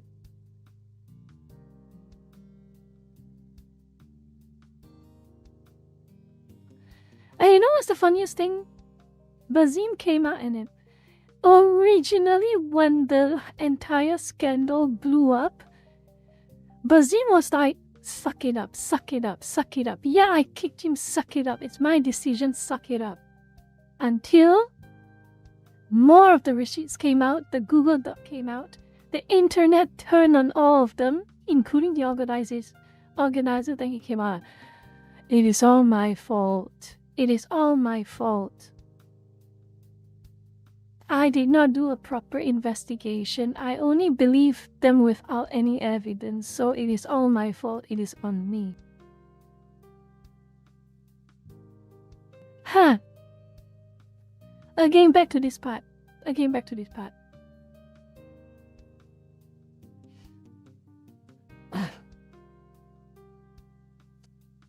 You made the big mistake, Bazim.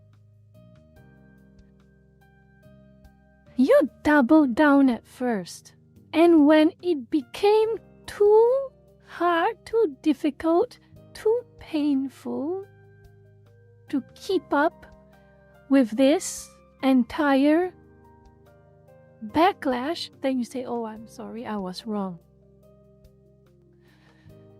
That rings hollow now, does it?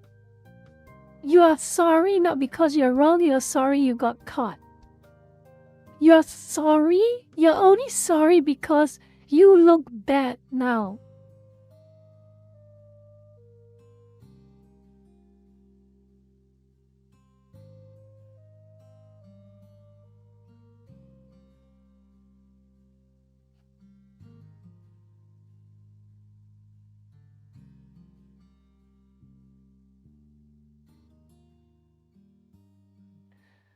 Well, either way, it ends on a happy story for Kingsman. He got a lot of support, he got a lot of subs, he got a lot of followers, and he got a lot of CCVs. Good for him. Good for him, sincerely. And apparently, Marvel Rivals gave him a whole lot of premium currency through his in-game mail to purchase a bunch of premium skins. Kind of like, sorry you had to experience that, and just letting you know we are rooting for you, basically that. Very nice of Marvel Rivals to do that. You had a happy ending. The villains lost and the good guy won. But what does he say about the moral of the story? What does he say about the moral of the story? I want to go back to this screenshot from a Hero Hey video. Oh, sorry. I'll go back to the screenshot of this Hero Hey video. I haven't lied once, bro. It goes back to this thing. Receipts are everywhere. If you are afraid of what people might find out about you, the best thing you have to do is to not do it at the start at all.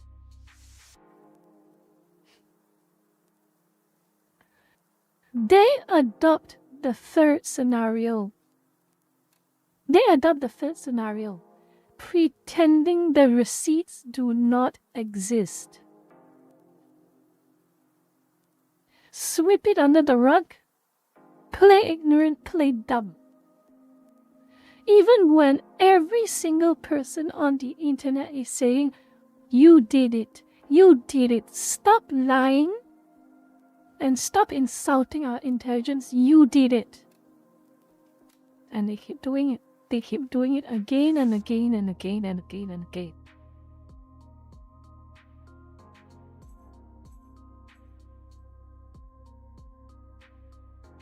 Too bad for them.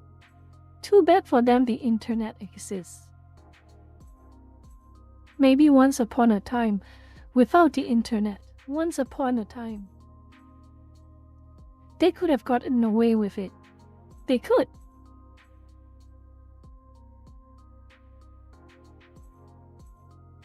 But not this time. Not this time.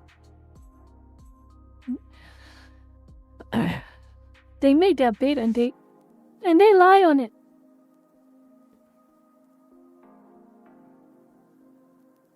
So that's scenario 1. Okay? That is scenario 1. Zephyr, stop it with the... Zephyr, start it with the bait. Zephyr, stop it with the bait for a brief moment, please.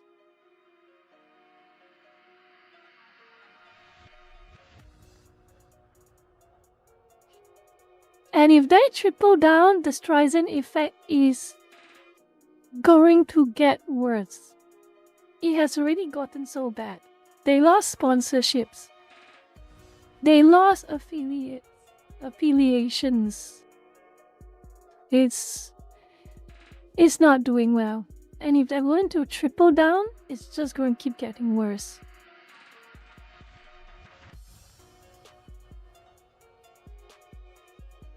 Yeah, that was a punchline about it. Money does not matter, the vibes are important. Yeah, well, when you have multiple sponsors making your life cushy and comfortable, no damn money does not matter to you, but it matters to Kingsman. He's a college student, a small-time streamer at best. At that time when it happened, he needed the money.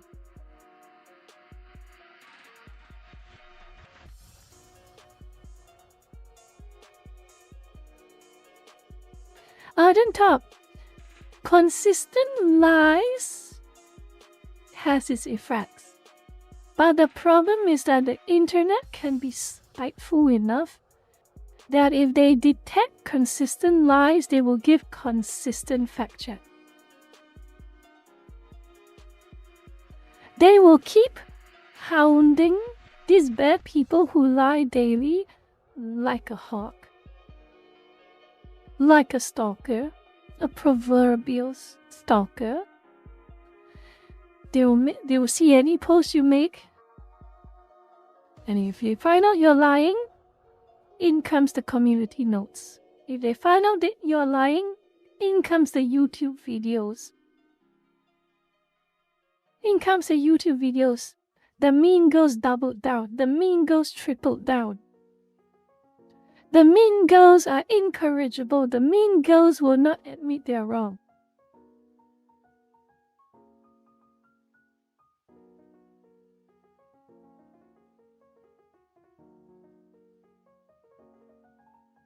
That's what I mean exactly, Cult Draw. That's what I said at the start.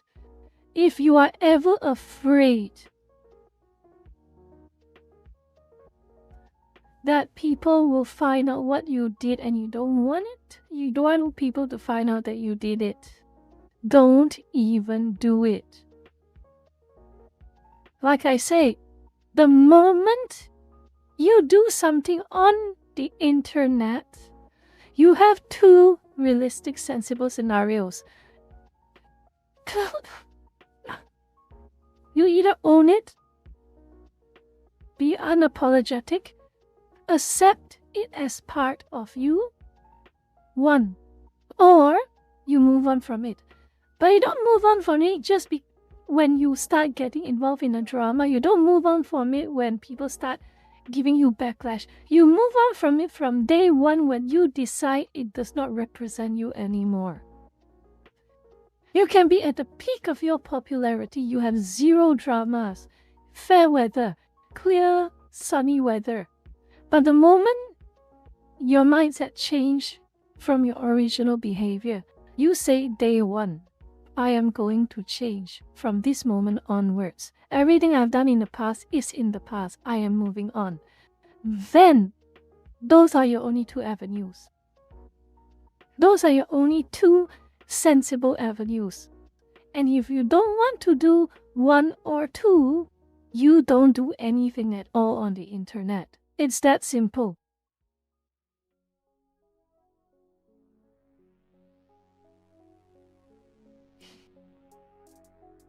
I'm gonna move on to the next topic after the break. Okay, Lucas? I want to move on to the next topic after the break. It's been quite a lot of talking so far, huh? It's been quite a lot of talking so far. Let me see.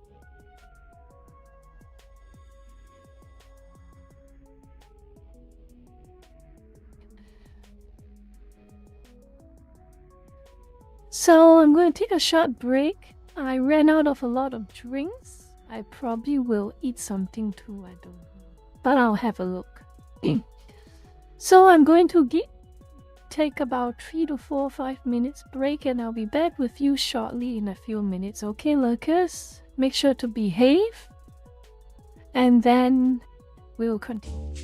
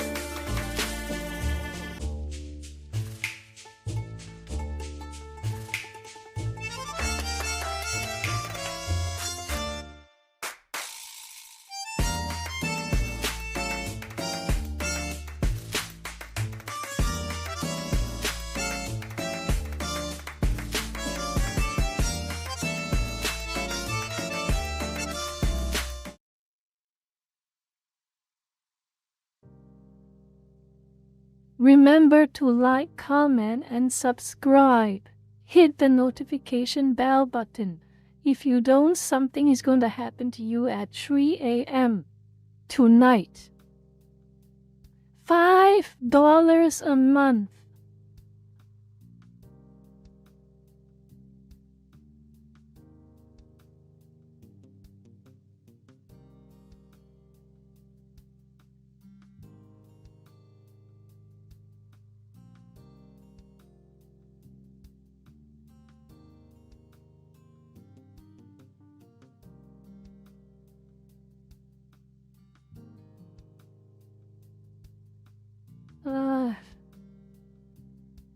We're going up to the next topic.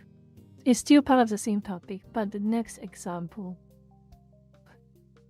This is something a little larger, okay? This is something a little larger.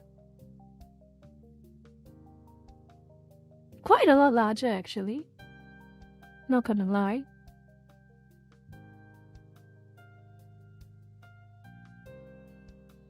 Quite a lot larger, actually, not gonna lie. Let me just, let's have a look. Shut up, Zephyr.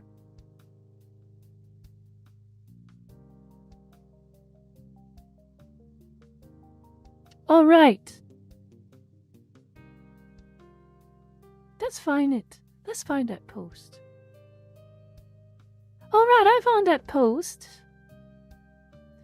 So, Pokimane is back. Pokemon is back. Pokemon. Yeah, you know Pokemon, right? That lady streamer who calls herself Pokemon but for some reason does not look like a Pokemon at all.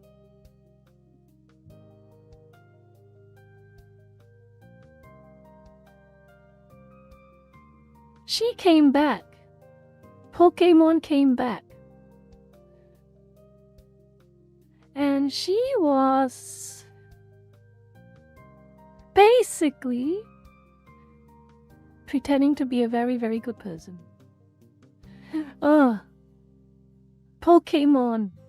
Pokemon pretending to be such a good person.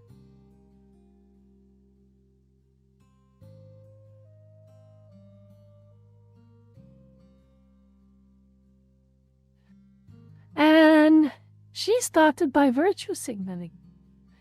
Let's hear it. Let's hear a little bit. I'm sorry for injuring your ears, but let's hear a little bit. A self-centered, capitalistic society. And it sucks because it trains us to prioritize work and money above all else, even friendships, even being there for other people. And then, again, it creates this culture where people are like, oh, I don't want to bother them. They're probably busy.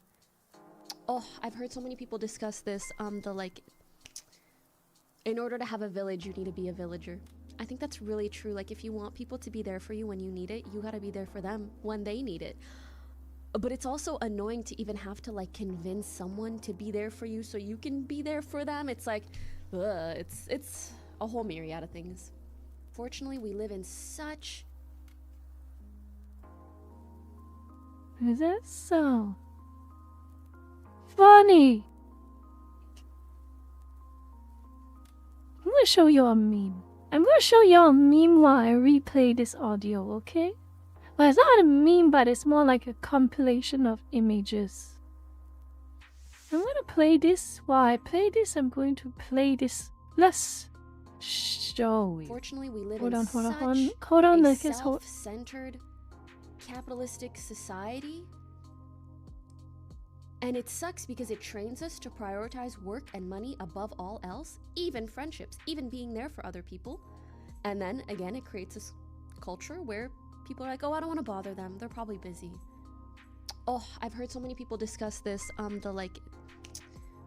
in order to have a village, you need to be a villager. Live in such a self-centered, capitalistic society. And it sucks because it trains us to prioritize work and money above all else, even friendships, even being there for other people. And then, again, it creates this culture where people are like, oh, I don't want to bother them. They're probably busy. Oh, I've heard so many people discuss this, in order to have a village, you need to be a villager. I think that's really true. Like, if you want people to be there for you when you need it, you gotta be there for them.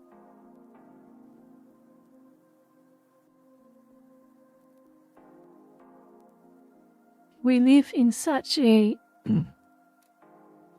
capitalistic society. Meanwhile, she sells her cookies for $28 a pop. Meanwhile, she makes streams after streams after streams buying countless numbers of handbags in the most posh Californian streets.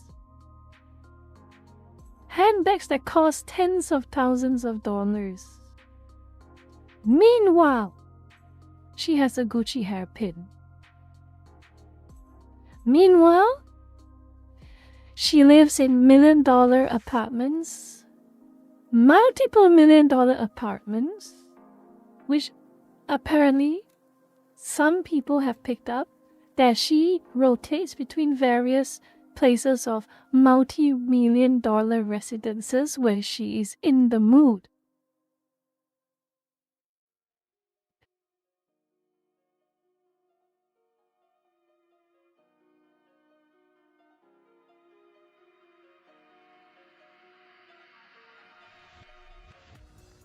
It's just like Hassan. They're all the same. Why is it always Californians? Why is it always Californians? Why is it always Los Angeles? Why is it always them? Whether it's Hollywood, whether it's the LA streamers, it is always like that.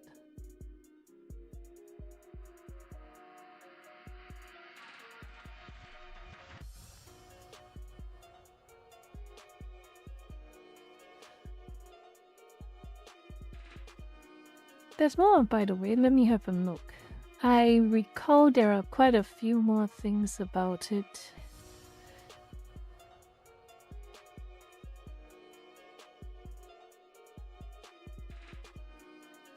Ah, yes.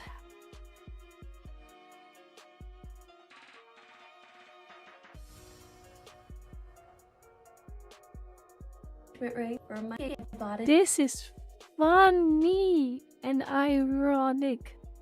This is from AWK. Engagement ring for myself. Okay, but you guys told me to. In the comments my last video, you guys kept talking about a ring. A lot of you were saying, girl, just go get one for yourself.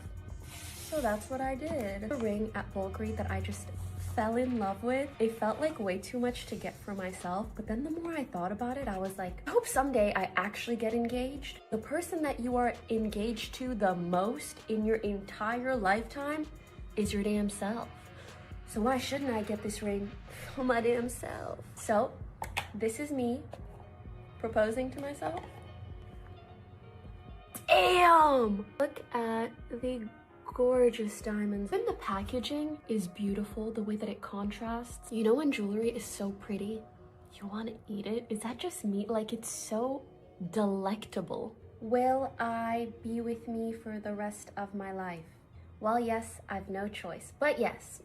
I'm gonna have the opportunity to gift my husband the sickest engagement ring for men that there ever was, and I cannot wait. You guys know how much I love.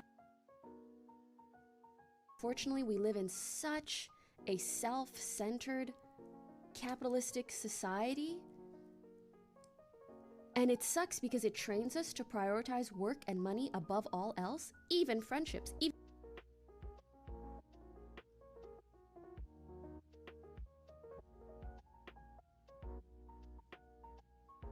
Saying, girl, just for myself, but then the more I thought about it, I was like, I hope someday I actually is your lifetime is your damn self. The person that you. Fortunately, we live in such a self-centered, capitalistic society.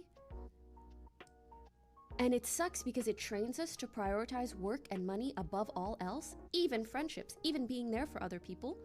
And then again, it creates this culture where people are like, oh, I don't want to bother them. They're probably. You are engaged to the most in your entire lifetime is your damn self.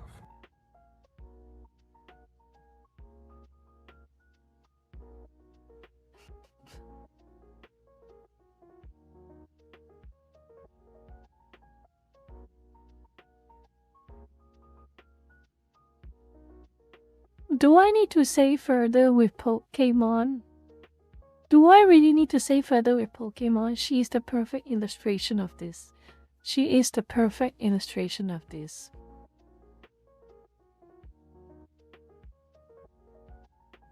Pretending your past does not exist, closing your ears as people repeat to you.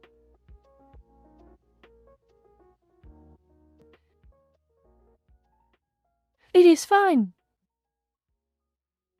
It is fine to be rich. It is fine to enjoy the finer things in life. It is fine to buy a diamond ring for yourself. It is fine. But what is not fine is to do all of these things and in the same breath talk about capitalism and how bad it is.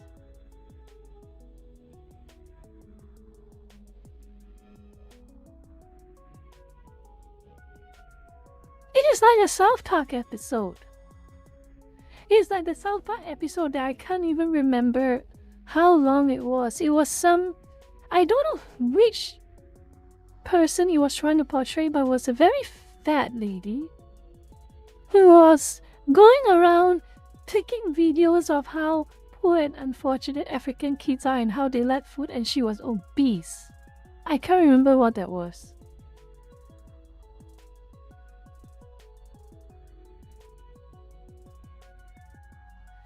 And more of it, it's not just the materialistic side, by the way, Lucas. It's not even just the materialistic side.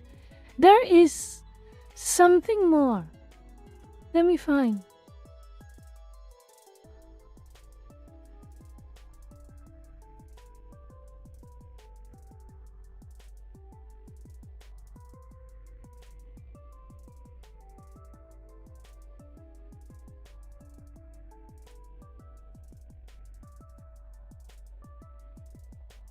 Of course, we have this. Sorry, let me post this. Drop that nothing on, drop that nothing on.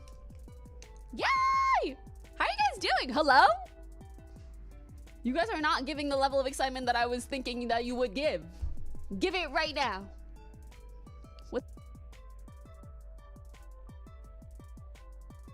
Fortunately, we live in such a self-centered, capitalistic society. And it sucks because it trains us to prioritize work and money above all else.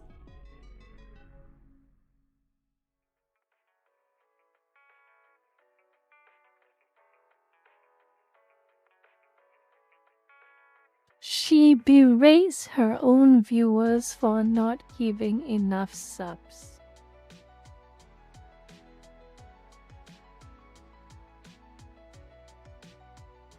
I would be happy as hell to have 100 viewers on my stream.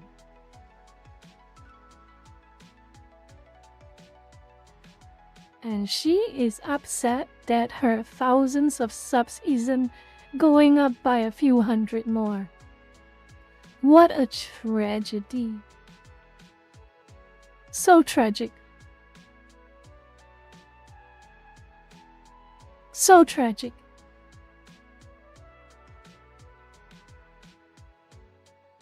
There is so much on Poke. There is so many receipts on Pokemon. It is shocking. There is so many receipts on Pokemon. I can't even count them. I've been looking around. There is so many. And of course, now talking about be good to other people, be good to other people. And then what happens? A smaller streamer, I think roughly back in 2022, raided her chat. All he did was say L+ ratio in her chat. Apparently, she got him permanently banned.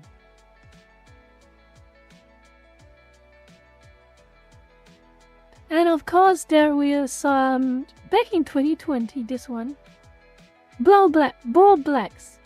What a weird name, Bull Blacks. Bull Blacks is a weird individual, but that being said, made a video about Pokemon and the Sniper Wolf incident.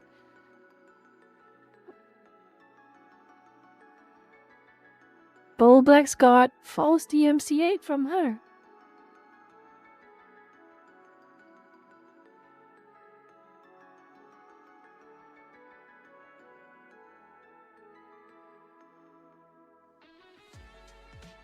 And then there is a video that's quite a famous video called The Many Victims of Pokemon. Threats and strikes on a clickbait streamer, well, to be fair, it's a clickbait streamer, but still,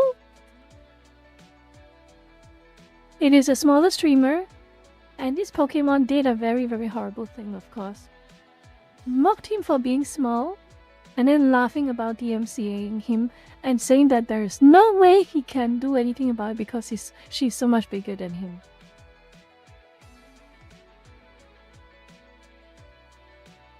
There is a lot of receipts. A lot. And then of course the cookie incident, that was one of the biggest ones. And there was one more stream that she made. Where she was like streaming with another person. Something along I don't know who it was. I remember seeing this video. It was basically, she was like some kind of playground or amusement park, and she was talking about capitalism. As she always does. Capitalism is making people too rich, and socialism should rise up and something like that. Socialism should rise up and give a bit of fairness and make the rich people less rich. Then the person who was next to her says, "Aren't you rich though?" And oh boy, she got really, really embarrassed then. "Aren't you rich though?" "No, I'm not rich. I mean, I'm rich, but I'm not like rich. It's like, I'm talking about the billionaires, the giga rich, not me."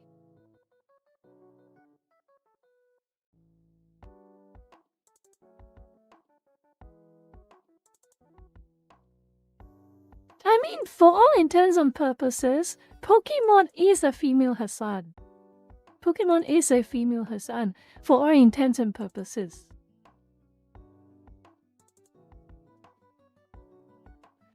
It is an apt comparison.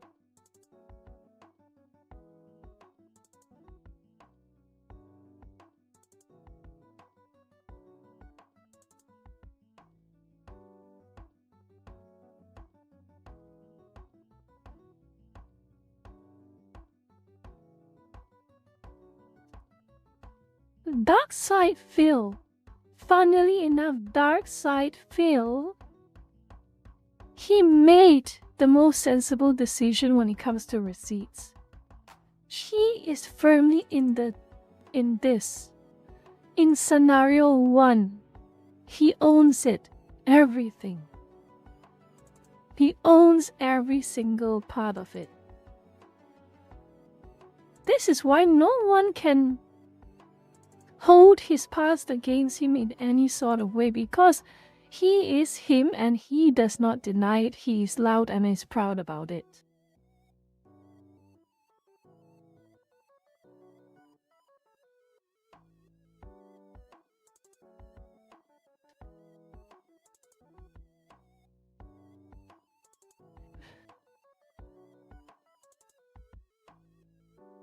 Darkside Phil is honest with his... It's a little bit odd. He's honest with his dishonesty as well. It's very odd. He is a very odd... He is a local and he embraces being a local.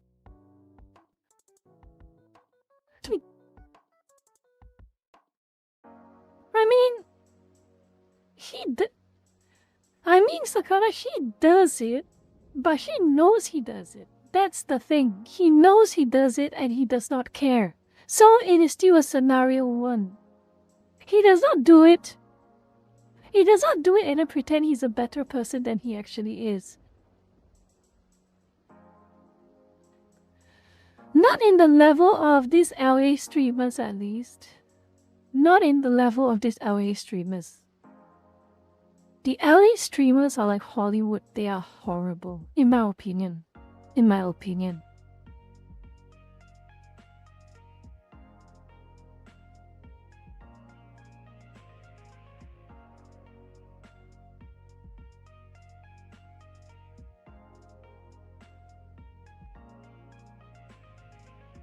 My god, Pokemon, you really, really hate capitalism, don't you? I've been doing a bunch of research for this streaming and holy shit. Multi-million-dollar home and luxury cars. Multiple luxury cars. $12,000 ring. Designer accessories showing it off on stream.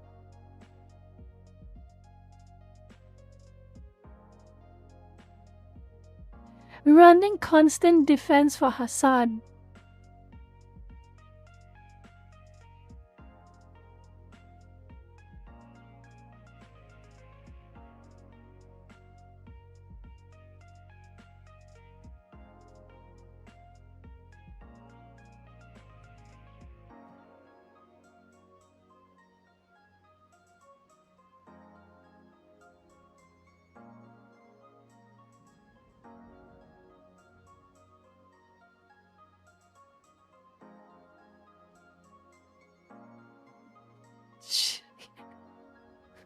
I feel crying about being broke. That is so him. That is so him. That is so him. That is so him. I can just imagine him doing that. That I can just imagine him doing that.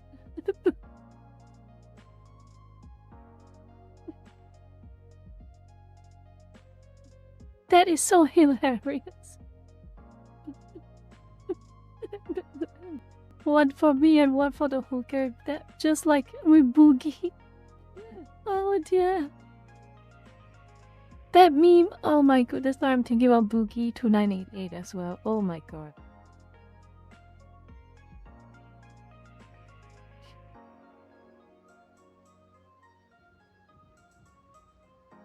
I think though seriously, maybe I do not know Darkseidfield as much as most other people. I know of him quite a bit, but not a lot. There is a level of self-awareness when he lies about it. It's a type of self-awareness that is... You can feel it. Well, I personally can feel it. There's a specific level of self-awareness that even as he lies about himself, there is still that level of he's aware of it. And it's something that a lot of all these LA streamers do not have. The level of self-awareness is the really deep level of self-awareness that you can lie to people's faces, but you know, and they know that they know, you know that they know that you are lying. There's almost like a sincerity in his life. It's almost weird to me. It is almost weird to me.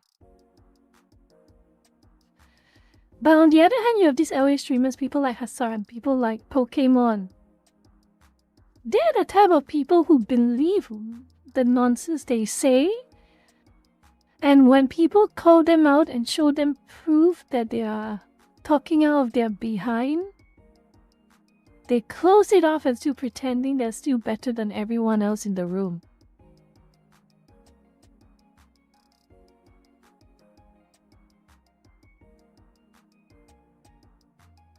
But either way, on the topic of Darkseidfield, it's been quite a while since I've actually followed his story. I think the last time I really learned a lot about Darkseidfield was like almost a decade ago already. He's a relic. He's an internet relic. A relic that still exists, but still... I kind of move on from him. I never really got into him anyway.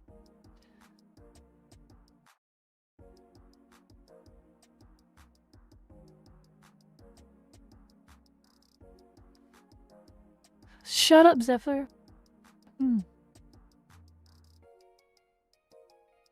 Darkseidfield outlasted a lot of people, yeah.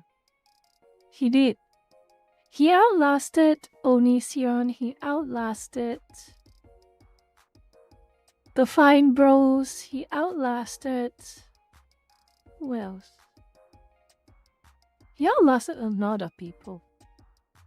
He outlasted a lot of people who just came up recently and ended their careers.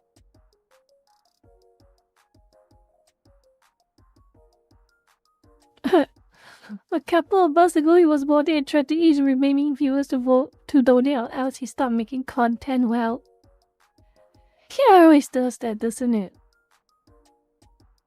He always does that. Big surprise. He outlasted iDubbbz. He outlasted iDubbbz. Yes.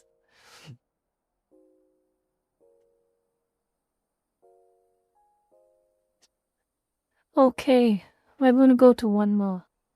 And I got to say though, this is not the most palatable.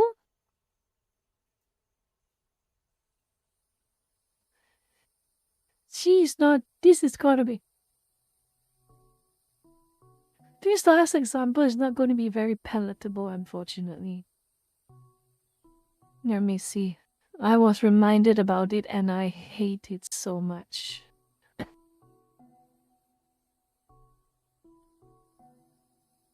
Let me find it.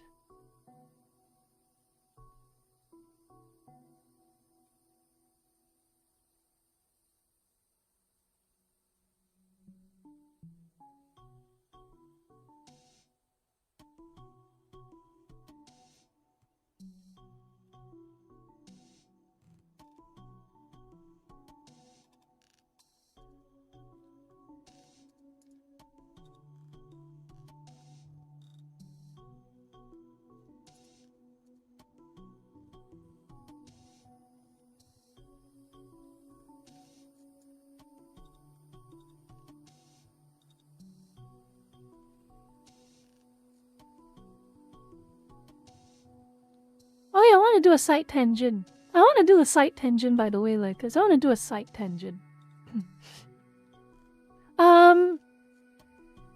Have you all heard about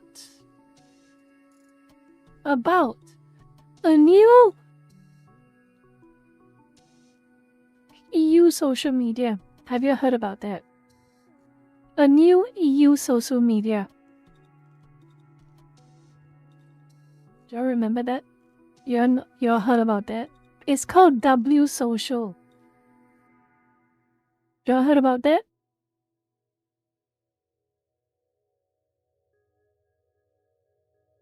Yeah.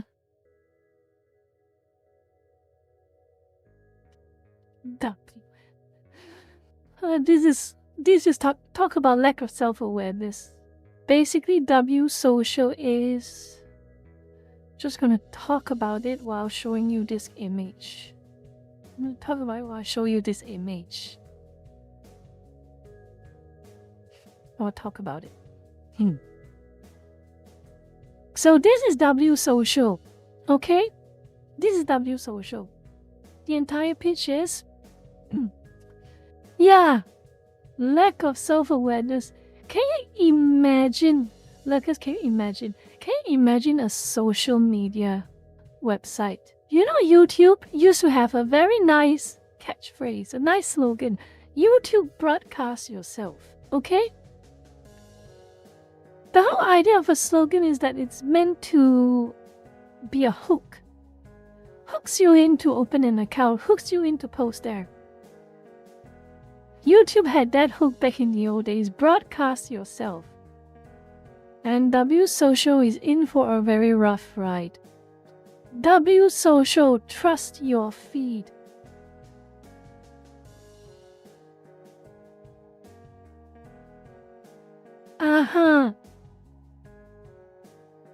Trust your feed. Oh yeah. Oh yeah. Oh yeah. Oh yeah. I'm so tempted to open an account right now. With a slogan like trust your feed. I don't give a crap. that there is a chance I'm going to read something that may not be accurate. That's part of the fun of being on the internet.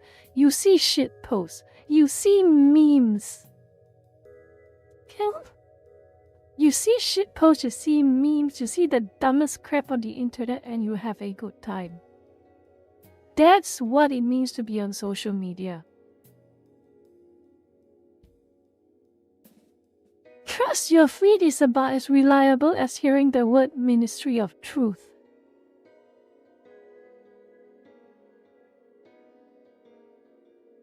And let's give you some more information. W Social is developed by, as you can see from the top right, a company called We Don't Have Time. And lo and behold, would you like to guess what this company is about? With a name like We Don't Have Time. Would you like to guess? Would you like to guess? Would you like to guess what We Don't Have Time does? What do they do?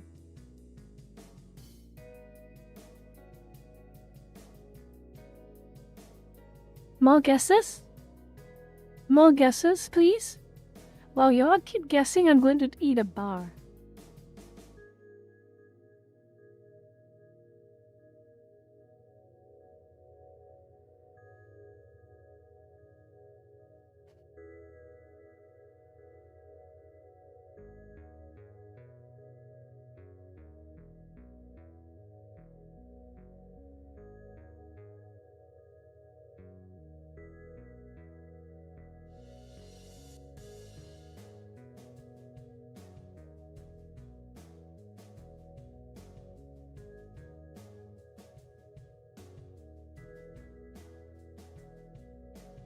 The answer?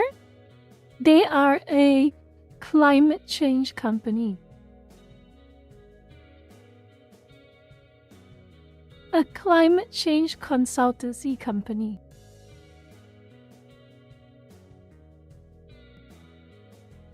Not climate change consultancy company wants to open a social media platform.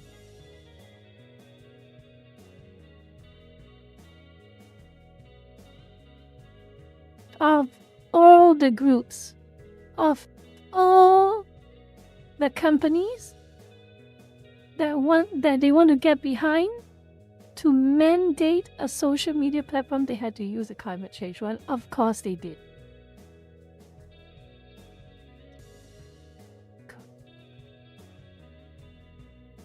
You know what is the best? You know what is going to make your social media platform extremely popular for all the wrong reasons? And I'm being sarcastic, by the way, as you probably don't realize, if you'll realize it. Unveil it at the 2026 World Economic Forum Summit in Davos. They literally just unveiled it at the World Economic Forum Summit in Davos. Nowhere else in Davos. You know, the same World Economic Forum that almost everyone on the internet absolutely do not trust. The irony. Trust your feed. As you unveil your Trust Your Feed social media in one of the least trusted NGOs in the world. And I don't mean by trusted as in trusted by people in positions of power in corrupt governments. No, obviously they quote unquote trust the World Economic Forum. I'm talking about the everyday person. The everyday person who wakes up every morning, work a 9-to-5 job, go back to sleep, or the everyday person who spends the time on the internet not being filthy rich.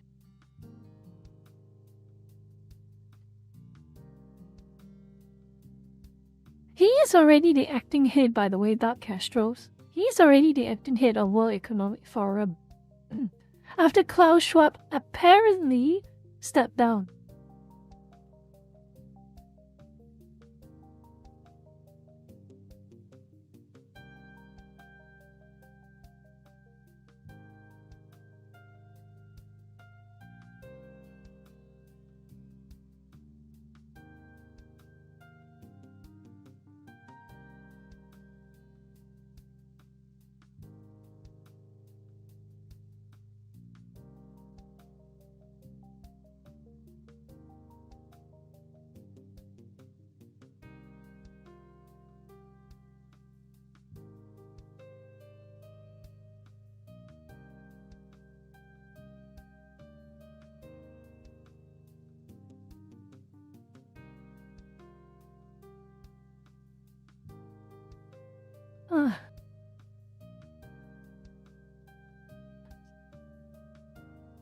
Red. Time to create context, am I right, Klaus? Time to create all that context. Okay, now next bit of little interesting tidbit of information. They claim they are a private company, and legally, yes, they are a private company. But you know what is funny? You know what's very funny about this whole We Don't Have Time group and this W Social? It has received the approval from an unnamed, in other words, completely it's very hard to search them up, advisory board. And would you like to guess who is in this advisory board? I would just, I might as well just give you some answers you probably don't even know. You can read it actually, just read it. Philip Rosler, former German Vice-Chancellor, a few unnamed and oddly unnamed Swedish politicians, a few quote-unquote consultants for internet regulation, and a whole lot of NGO heads. A lot of NGO heads that quote-unquote tackle misinformation. Those type of advisory boards.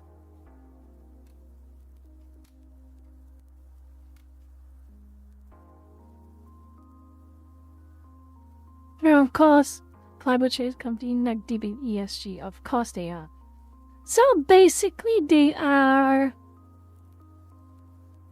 Let me just find this. Let me find the image. Hold on.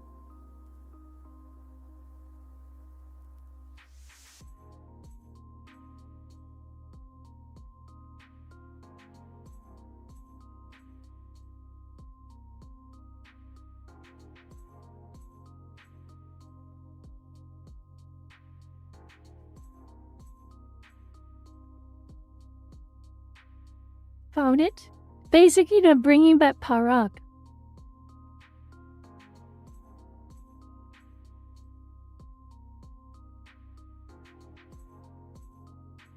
They're bringing back old Twitter.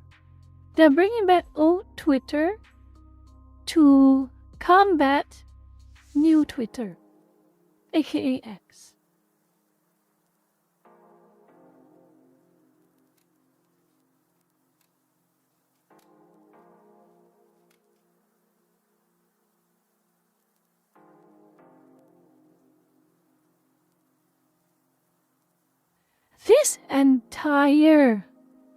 This entire social media website glows. It glows so brightly. I would not want to ever open an account in that cursed website. You post one wrong thing, and in comes the police to round you up. Oh, by the way, Lekis, by the way, where is it? Let me find it. Let me go back to this. Hold on. Let me go back to this.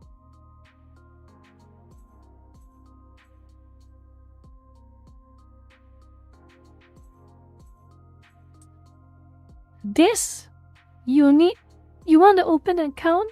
For some reason whatsoever, you want to open an account on W Social, you just have to do one thing. One thing. Submit your ID with your passport size photo, your address, your full legal name, your date of birth, everything. Then you can open an account.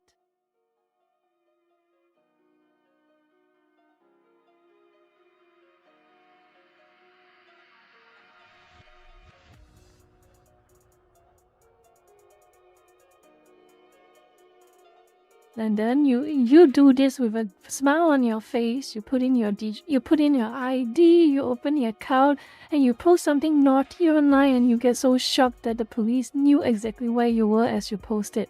What a surprise!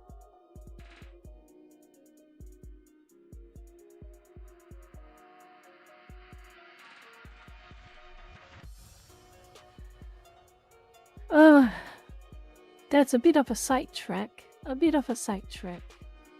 going to take a short break for now. I need to keep eating. I'm hungry as hell. I'm extremely hungry.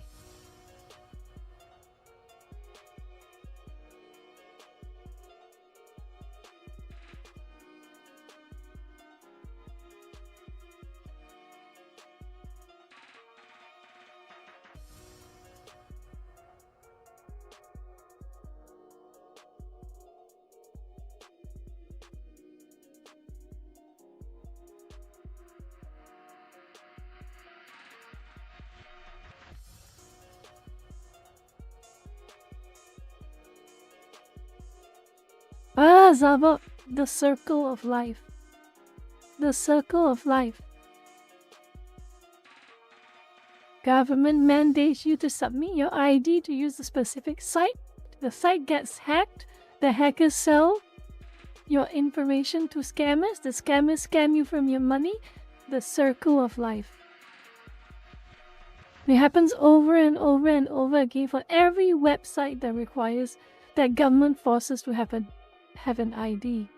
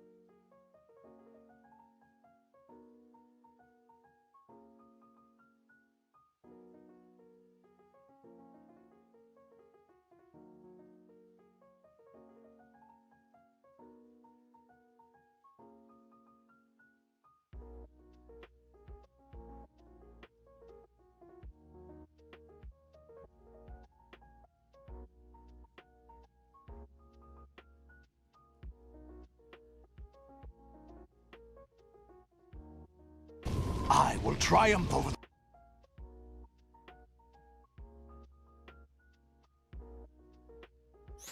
Raiden, are you receiving? We're still here. How's that possible? The AI was destroyed. Only GW. Who are you? To begin with, we're not what you'd call human. Over the past 200 years, a kind of consciousness formed layer by layer in the crucible of the White House. It's not unlike the way life started in the oceans 4 billion years ago. The White House was our primordial soup, a base of evolution. We are formless. We are the very discipline and morality that Americans invoke so often. How can anyone hope to eliminate us? As long as this nation exists, so will we. Cut the crap! If you're immortal, why would you take away individual freedoms and censor the net? Jack, don't be silly. Don't you know that our plans have your interests, not ours, in mind? What? Jack, listen carefully, like a good boy. The mapping of the human genome was completed early this century. As a result, the evolutionary log of the human race lay open to us. We started with genetic engineering, and in the end, we succeeded in digitizing life itself. But there are things not covered by genetic information. What do you mean? Human memories, ideas, culture, history. Genes don't contain any record of human history. Is it something that should not be passed on? Should that information be left at the mercy of nature? We've always kept records of our lives, through words, pictures, symbols, from tablets to books. But not all the information was inherited by later generations. A small percentage of the whole was selected and processed, then passed on. Not unlike genes, really. That's what history is, Jack. But in the current digitized world, trivial information is accumulating every second, preserved in all its triteness. never fading, always accessible. Rumors about petty issues, misinterpretations, slander. All this junk data, preserved in an unfiltered state, growing at an alarming rate. It will only slow down social progress, reduce the rate of evolution. Right. You seem to think that our plan is one of censorship. Are you telling me it's not? You're being silly. What we propose to do is not to control content, but to create context. Create context? The digital society furthers human flaws and selectively rewards development of convenient half-truths. Just look at the strange juxtapositions of morality around you. Billions spent on new weapons in order to humanely murder other humans. Rights of criminals are given more respect than the privacy of their victims. Although there are people suffering in poverty, huge donations are made to protect endangered species. Everyone grows up being told the same thing. Be nice to other people. But beat out the competition. You're special. Believe in yourself and you will succeed. But it's obvious from the start that only a few can succeed. You exercise your right to freedom, and this is the result. All rhetoric to avoid conflict and protect each other from hurt. The untested truths, spun by different interests, continue to churn and accumulate in the sandbox of political correctness and value systems. Everyone withdraws into their own small gated community, afraid of a larger forum. They stay inside their little ponds, leaking whatever truth suits them into the growing cesspool of society at large. The different cardinal truths neither clash nor mesh. No one is invalidated, but nobody is right. Not even natural selection can take place here. The world is being engulfed in truth.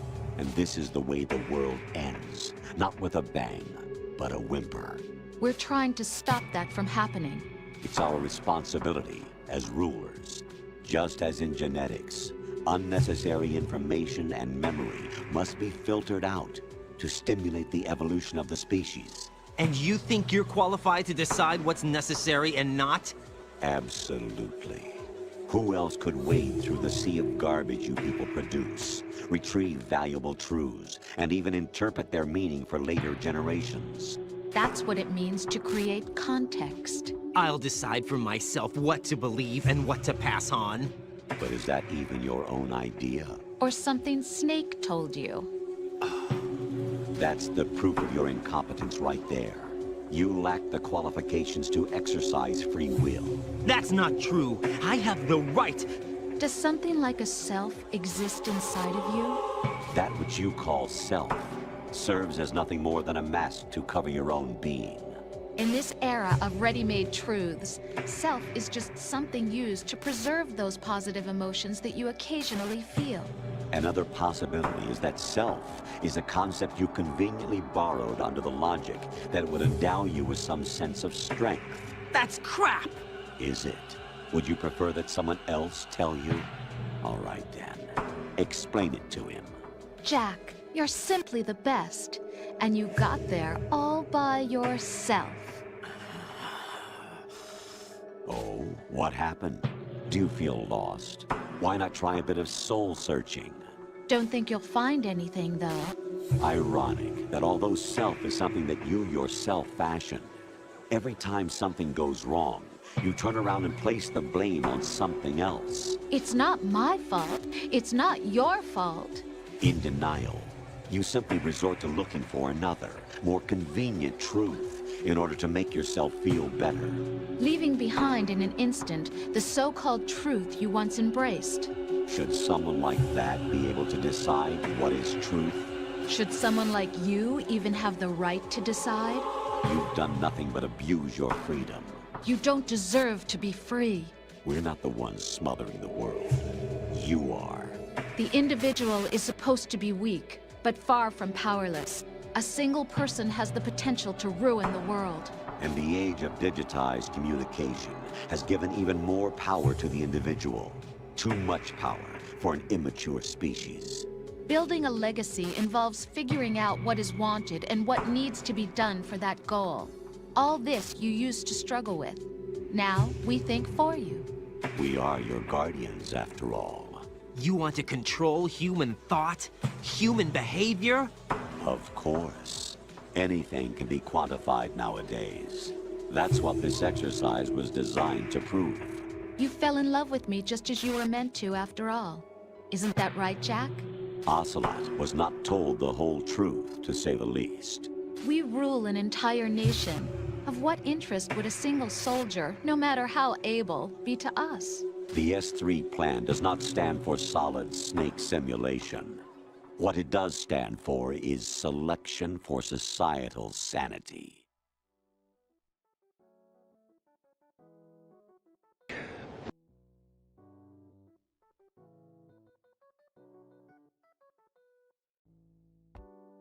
So essentially, this is the third point. The third example. United Nations. You see it right here.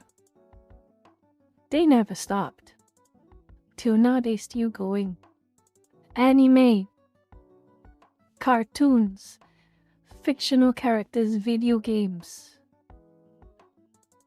They want everything censored. They want everything banned. They say it is an abhorrence to decency. They say it is bad. They say it has to be controlled. And what do they do instead? What do they do? What do they allow happen? You have things like this. Decriminalization of very specific sexual activities between adults and those who are not adults. That's just one example. We cannot forget about all these scandals. Remember? The UNA workers suspended for leaking report on child that by French UN peacekeeping troops.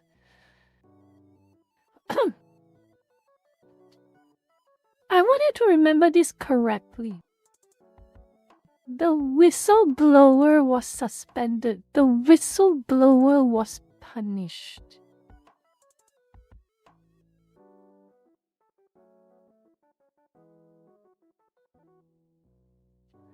And of course, you have those UN charity scandals. Top UNICEF children's rights campaigner who led UK's anti-smacking campaign jailed.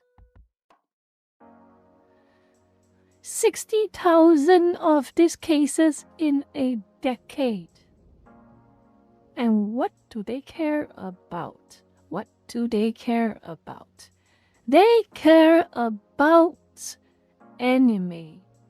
They care about video games.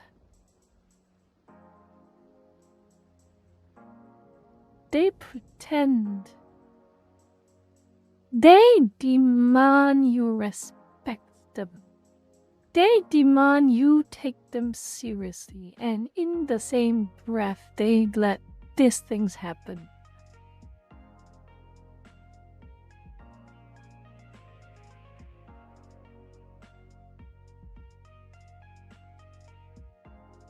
Can you explain to me?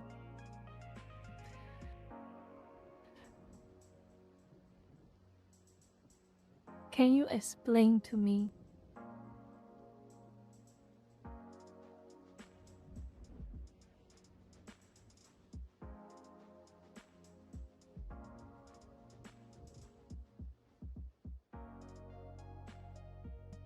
The United Nations. The United Nations puts Pokemon, puts Hassan, puts even their recent Marvel rivals Mean Girls shtick to shame. They have a lot of receipts. People keep finding receipts from them over and over and over and over again. They are the perfect They are the perfect representation of this. They pretend that their past sins never happened. They never admit it. They never talk about it. They never say sorry about it. And despite them hiding every single day, every single time, every single new scandal that comes out, they hide. They still pretend they are the moral and good heroes of the planet.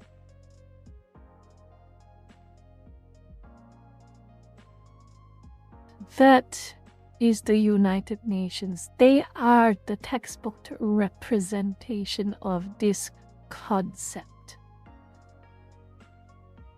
They manufacture so many stories about how they are so good.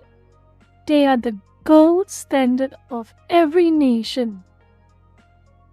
If you are part of the UN, you are extremely privileged and morally ascended.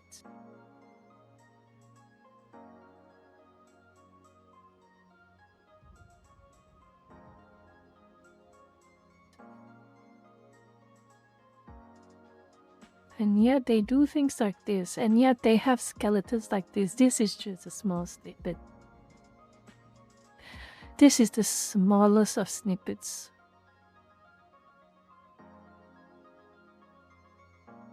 Good night, Cloud.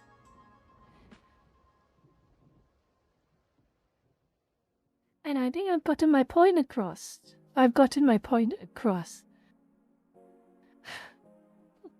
Now, story short is, please do not be the number 3, Lucas. I am doing my best as well, okay?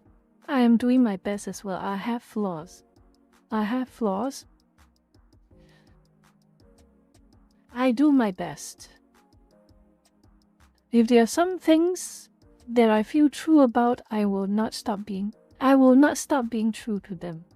And there are some things that I feel like I have a change of heart, I will let you all know. That is how I would like to function. Just like how I used to be edgier. Just like how I used to spend most of my time on Facebook talking about American. Those were my most toxic days. During 2020 to 2024, well, more like 2022 actually, 2023. From 2021 to 2023, my most intense years. I have made so many enemies. As you probably already know, because I've talked to you about it. So many enemies. Quite a few people whom I would have otherwise agreed a lot in as well. Because I felt at that time during the reign of the most popular president in American history with 81 million votes. You know who I'm talking about. The one with the fortified election, as Time magazine would say back in 2021. Don't think I forgot, Time magazine. Don't think I forgot. I remember what article you wrote in 2021 Time magazine. I remember.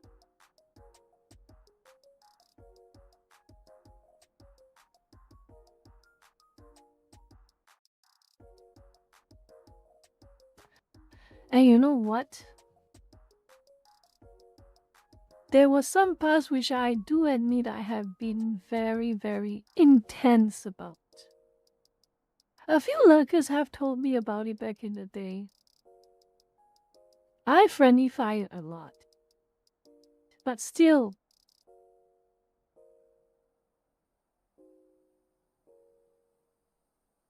I'm a bit of one and I'm a bit of two.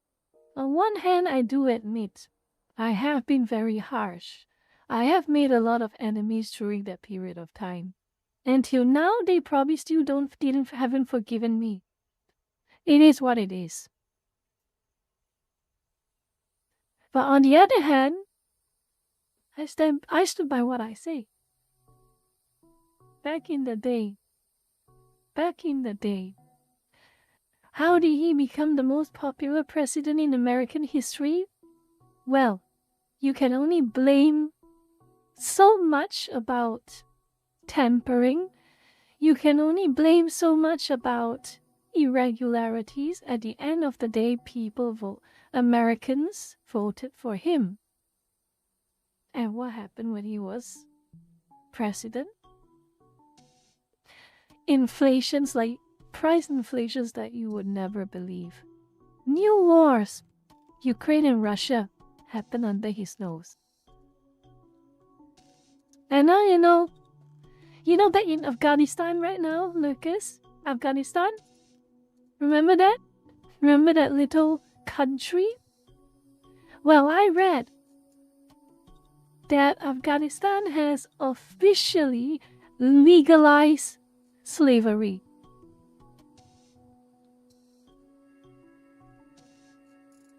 They have officially legalized slavery. Funny how things work. And it was also day one under the watchful eye of the most popular president in American history with 81 million votes.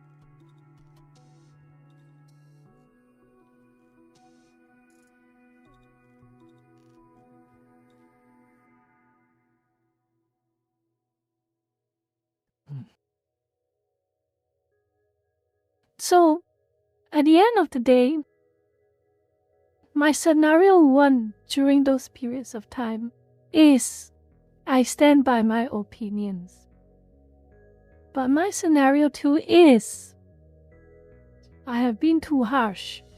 The way I convey it, the way I make it, I would say, unpalatable.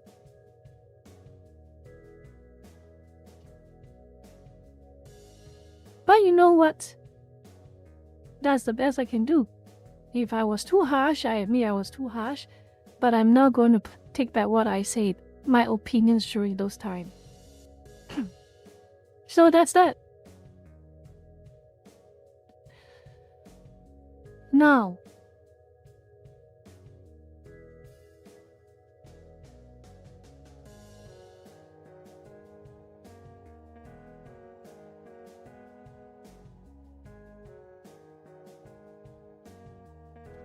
and you know why, Lurker-chan?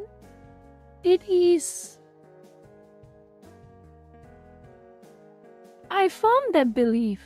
I was in so much fatigue and so much annoyance because I hear it so many times. I hear it so many times. I read it so many times. I read it so many times about how the reasonable majority, the silent majority, does not agree with this election outcome. The reasonable and silent majority does not agree with this policy. The reasonable and silent majority does not agree with that policy or this executive order or that executive order.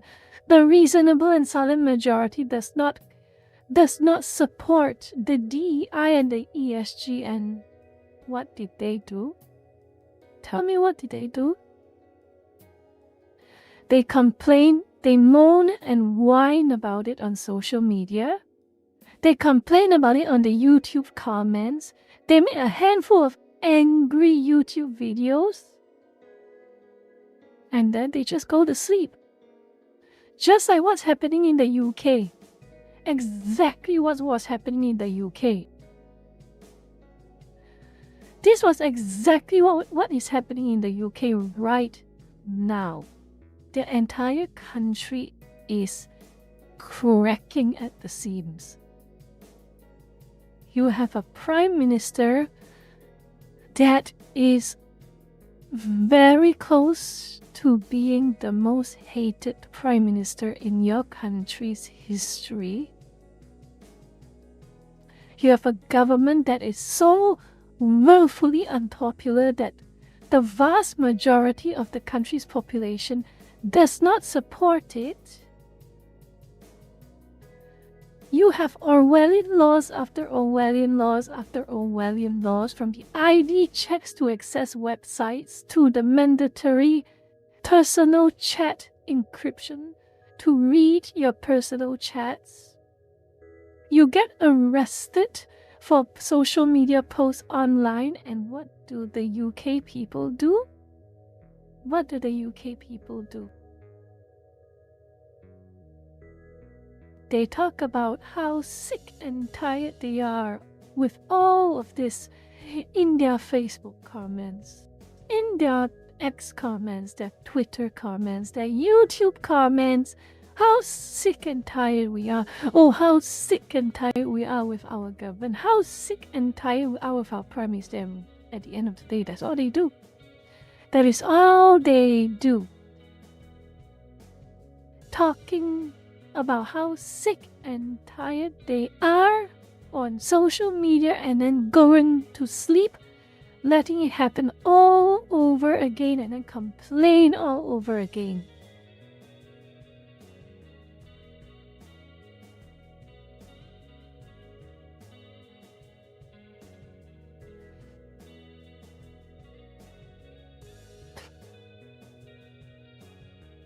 The only closest they have to something, the only closest they have to something was a very large gathering in London City. Quite a lot of people singing, chanting, and waving the country flags. And at the end of the day, they went back home. They went back home. They did all their singing, they did all their chanting, they waved all their flags, and then they went back home. And the government is still in there,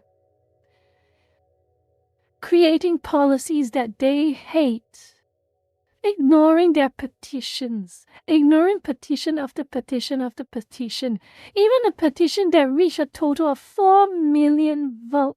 4 million signatures, they ignored it.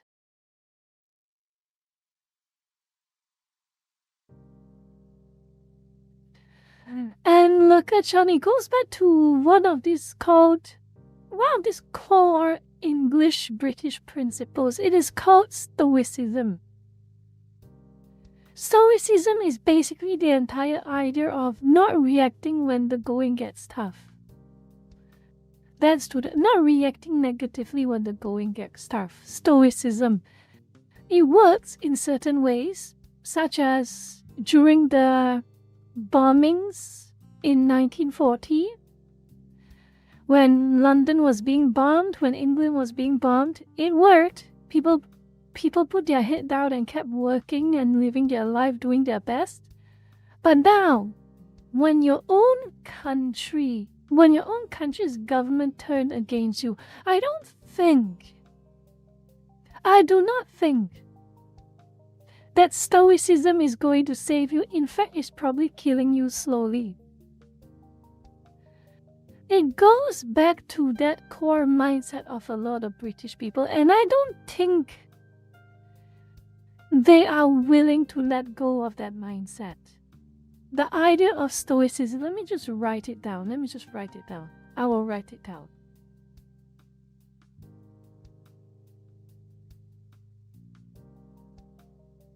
This is the word Stoicism. Okay?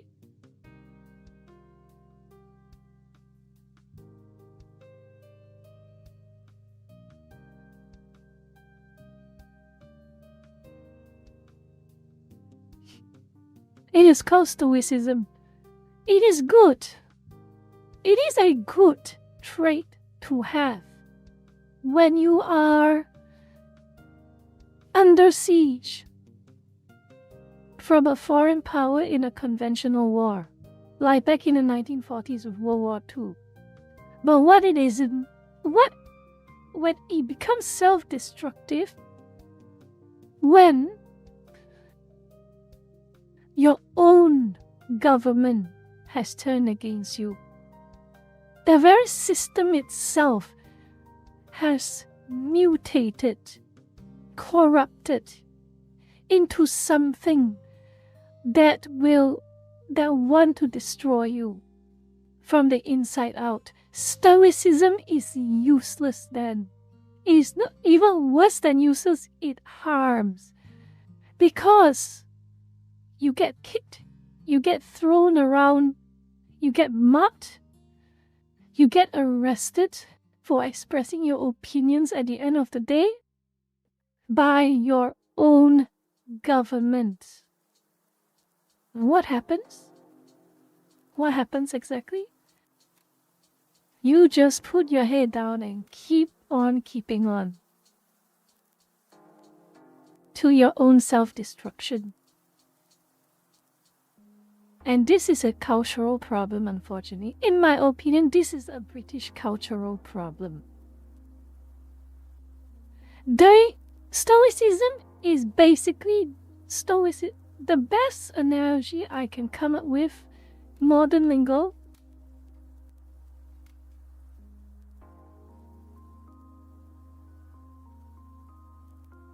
Stoicism is the cultural equivalent of it is what it is. And unfortunately, the British people has a lot of it is what it is mindset.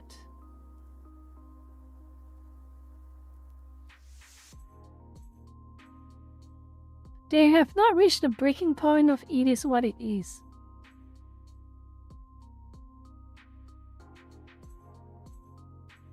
So this is why all they ever do is post about how sick and tired they are of their government and do nothing else to fix it. Nothing at all. Your petitions mean nothing if your government doesn't even take it seriously.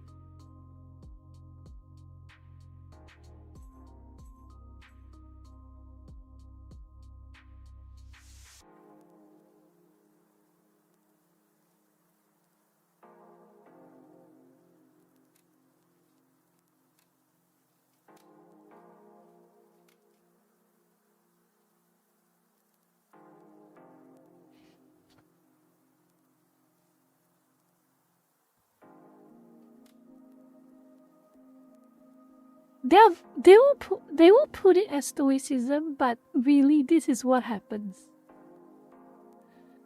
To me, this is the perception I am receiving. Because a lot of UK people do keep talking about stoicism. They will call passivity stoicism. We're asking, why aren't you doing anything? Your government is turning against you. Your government is making your life miserable. Why aren't you complaining louder? Why aren't you going to the streets protesting your government?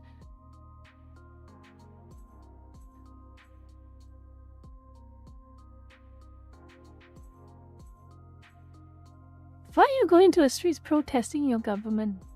Why aren't your government is not listening to your petitions? What's going on?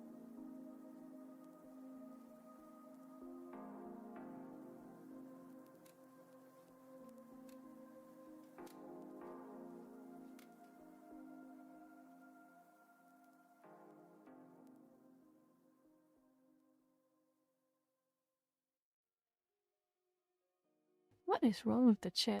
It keeps refreshing itself.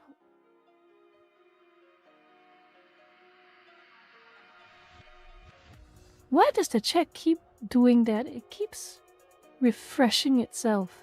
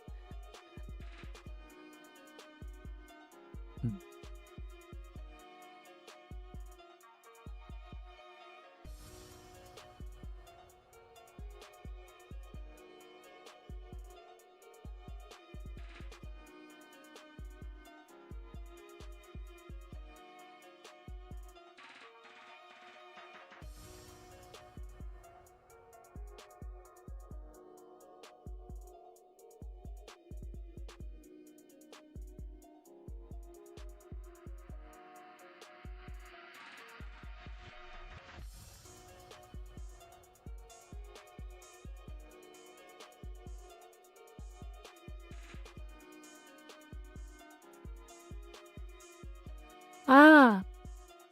Okay.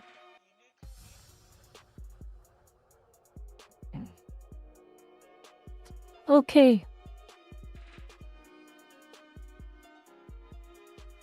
I'll make a correction there. Yeah, I was not talking about stoicism. I was mistaking stoicism with being a doormat. I'm sorry about that. It was not stoicism.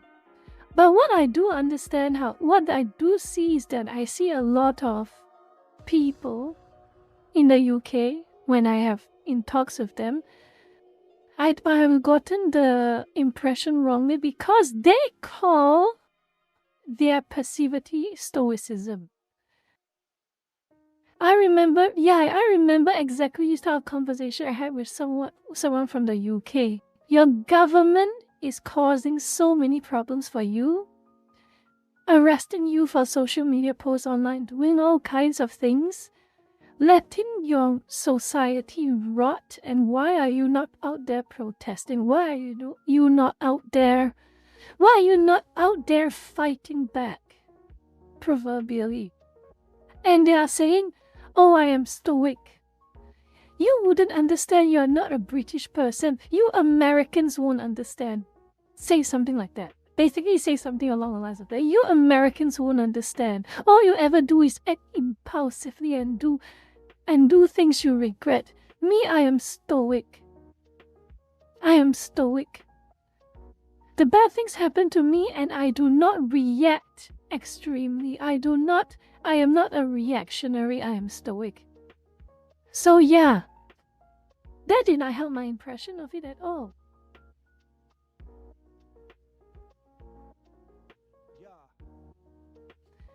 That did not help my impression. And that did not help my impression about it at all. That's probably why I formed this opinion on stoicism. Yes, they were romanticizing their own passivity, that's right. They're saying, we do not behave irrationally. We are above that. And look what has happened. Look what has happened. Look what has happened. They literally allow their own neighbors to be rounded up by the police as they get 2 or 3 years in prison for mean posts online. And they go ahead, when I complain, they go and tell it to my face, oh, they're just being stoic. We are not overreacting to all of this. We have more restraint than you Americans. I'm not an American, by the way.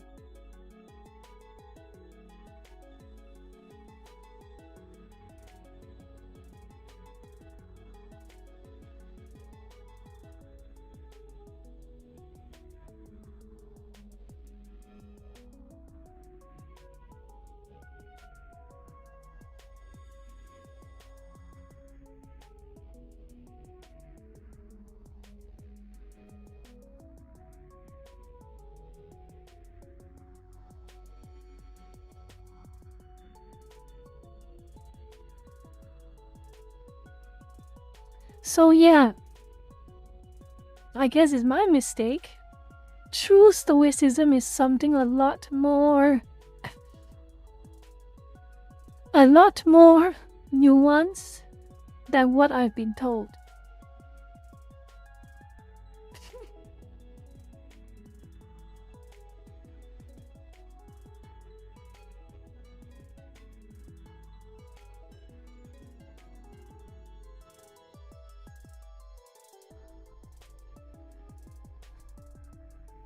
Lurkacha, you made a very good phrase. You gave a very good phrase.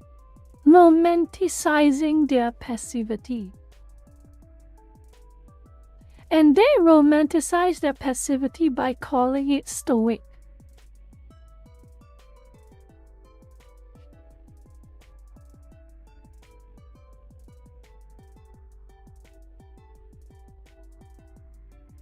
I've heard of the Alamo as well.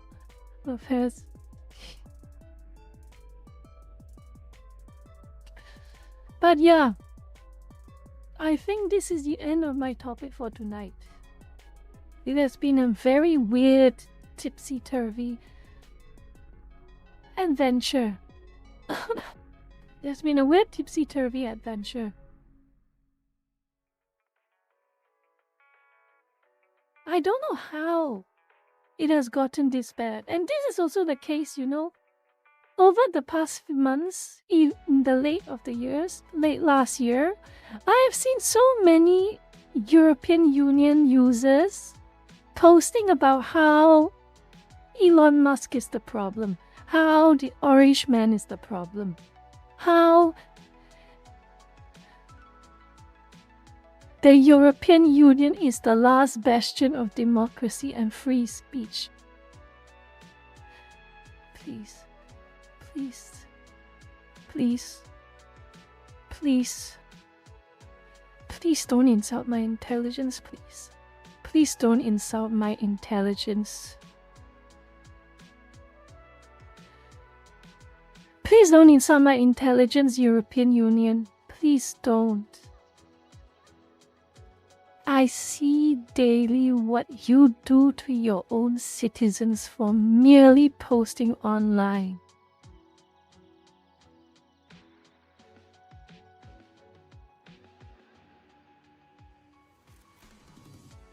Yes, okay, Love Has.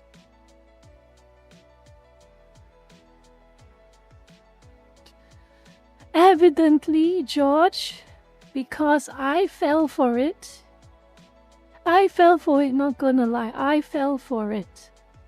That UK guy who told me that, made me believe that being stoic meant being a doormat. I got a negative impression from it that way.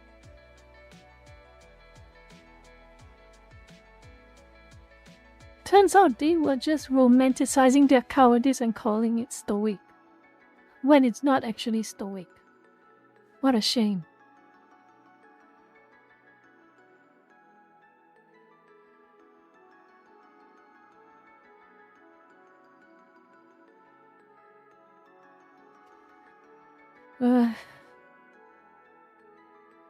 So, this topic got really heavy at the end there.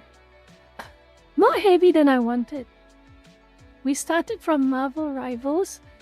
Actually, this topic is kind of heavy. It's about receipts. It's about skeletons under the closet. It's about being responsible to your own actions. At the end of the day, you have to be responsible for your own actions. That is the entire premise of receipts. The principle and the moral of the story behind receipts is that you have to take responsibility for your actions, be it good or be it bad. And in this localized case, when we are talking about internet receipts, you have two sensible options, in my opinion. You own it. You say, yes, I did it, so what? That is your first option. Or second option, but this one requires you to be honest. It requires you to be honest, and it requires you to be proactive. It requires you to be honest, and it requires you to be proactive. Your sincerity rings true if you are able to express this when you're at your peak of your life. You're at the peak of your activity. You have no dramas, you have no scandals, nothing, and you just outright came out and said, your mind has changed and I'm moving on from this mindset. People will respect you. Some may not like it because they probably believe your old opinions, but most people will respect it that you are a changed person and you behave differently. And everything after this, receipts that come from your past against you do not apply as much, or if at all, because you say outright, I have moved on from this. People will be like, fair enough. Fair enough. You have moved on from this. The past receipts do not apply to you anymore because you told us, even at your best when you had no dramas and no scandals, that you have changed. Fair enough. Those are the two big scenarios. But the problem is that a lot of all these entities like NGOs, World Economic Forum, the United Nations, big streamers, small streamers like Hassan and Pokemon, small streamers like the three mean girls from the Marvel Rivals tournaments, they want the mythical third option. They want the mythical third option. And that third option is the dumbest option. Hide. Sweep it under the rug. Pretend they never exist. Pretend they never exist while you still pretend that you are a good person. You still pretend that you have the right to lecture other people about their behavior. They want their cake and eat it too, basically. They want to play the paragon. They want to play the paragon, but they do not want to face what they have done.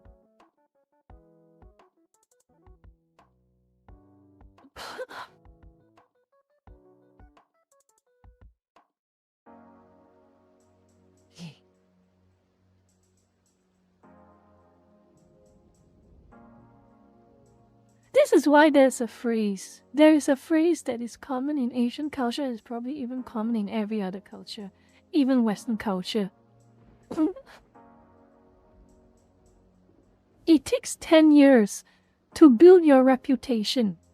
It takes one day to destroy it all.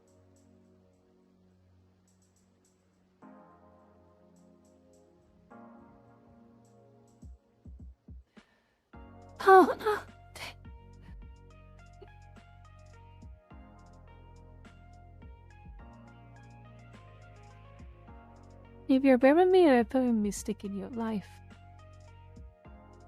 if you ever made a mistake in your life, you actually feel sorry about it. Genuinely sorry, and it's not just performative. It's not just I've been caught, I better say sorry. You just have to know that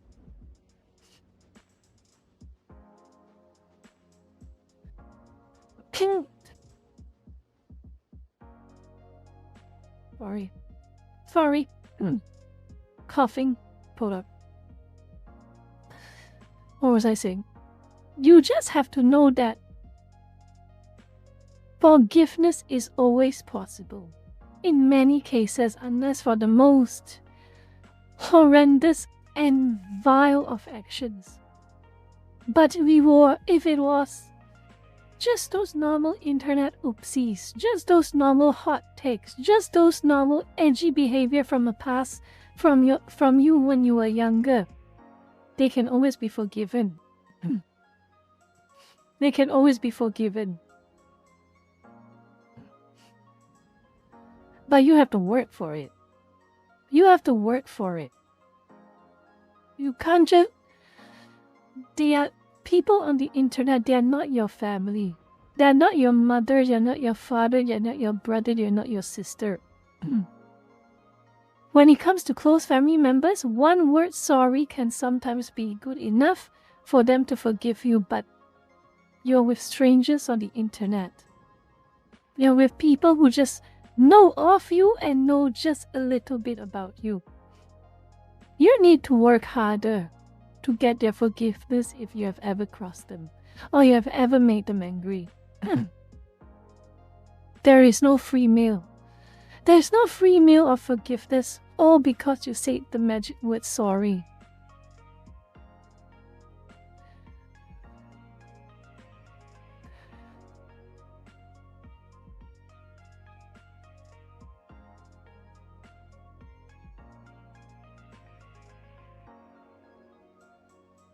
Till now, I talk about that incident I had back in 2024, around 2024.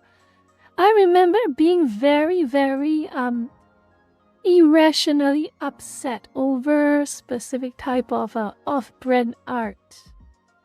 And I made a very uncalled for statement that made a lot of people very unhappy, and I realized I went too harsh and I went too bad on them. I went too harsh and I went too bad on them. And they told me about it. They were not happy. And I realized I went too hard and went too bad about them. I had my own preferences, but it was not reason for me to lash out at them in the way that I did. So what I did is I apologized. I didn't delete my post because the main thing about deleting your post is that it means you're trying to hide, and I do not want to hide, so I left it up. I left it up. I said sorry. At that time, I lost a lot of followers, but it doesn't really matter. I don't care much about followers, but it was more about me being uncalled for. And that was why I apologized. And from that point onward, I just tempered myself. At that point onwards, I just tempered myself.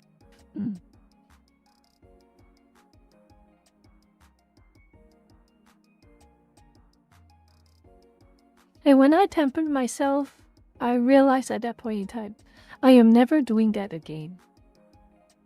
As long as nothing harms anyone, it's all fiction. It's all fiction. No one gets harmed.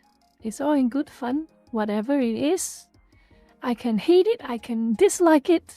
I hate it so much, but it does not matter. As long as I don't see it, I am fine. And let them enjoy it. Let them do what they want with it, and I do not want to attack anyone like that.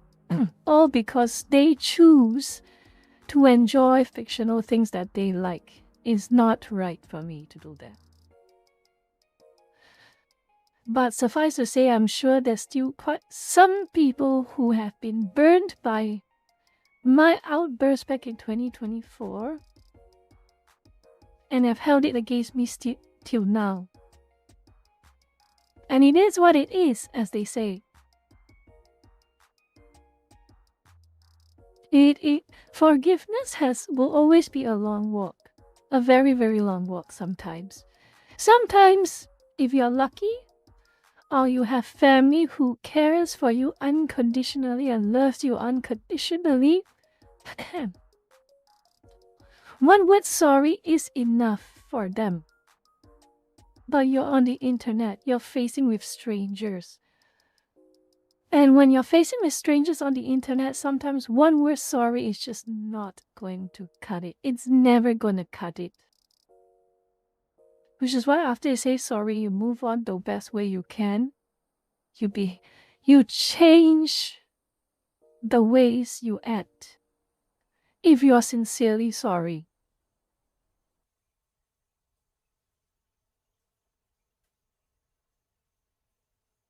So yeah, odd ramble there. Very, very odd ramble. But it's related to the topic anyway. Like I say, always be the scenario 1 or the scenario 2. Never be the scenario 3.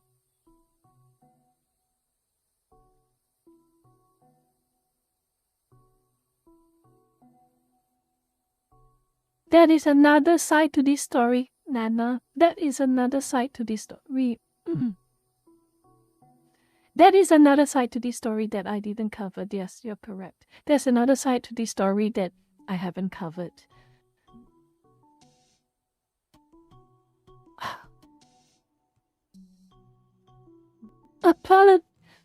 Give people your apology to those who really are burned by you. Do not give your apologies. Do not give your apologies to people who will never forgive you and will always work in it to make your life miserable. For example, the pak chor. They are the perfect example. Or as some people call the SJWs. They hate you for what you are.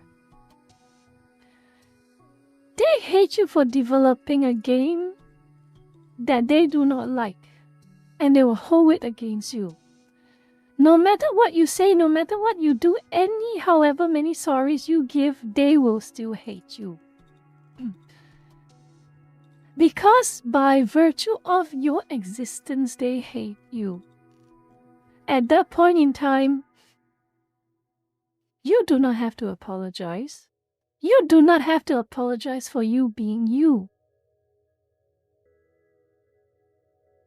It's like original sin. You do not have to apologize for you being you. Just like how every single LGBT communities will say, do not apologize for you being you. You take it back to this bakcho and say, I will not apologize for being me. They are moral busybodies. They are concern trolling. They are people with bad faith. You do not entertain bad faith with good faith. Well, which was coming from me. But, well, to be fair to me, which was coming from me, but to be fair to me, I always assume everyone is approaching me with good faith. I always assume everyone is approaching me with good faith by default, okay? That's why whenever I see a post on X or anything, my response are usually essays. You know that, Lucas. I love writing. My response are usually essays, but when they're essays, it just means I'm taking them seriously. I am taking them seriously and I'm taking them honestly.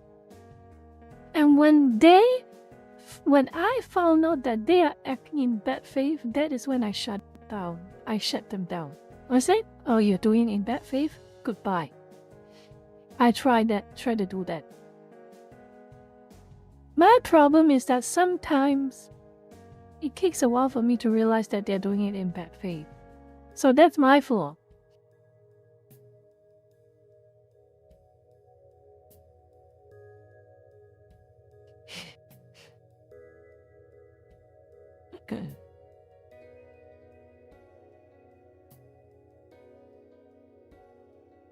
Okay.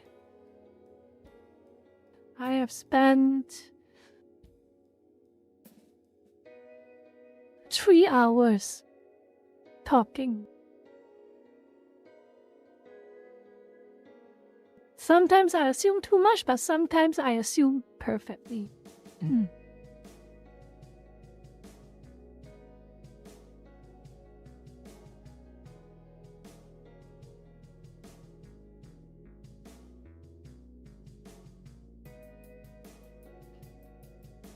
So yeah, that concludes the talking for the day. We still have about 20 minutes. We still have about 20 minutes. What I'm going to do is I'm going to take a short break. I'm out of water to drink.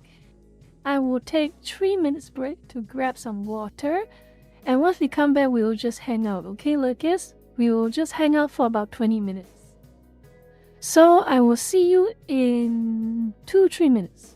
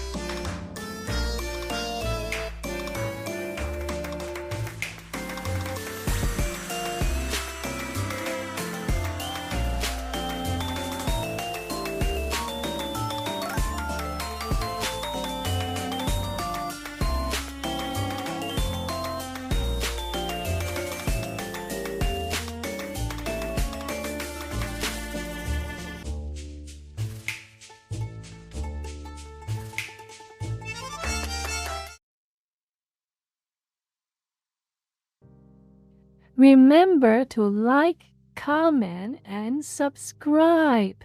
Hit the notification bell button. If you don't, something will happen to you at 3 a.m. tonight. $5 a month.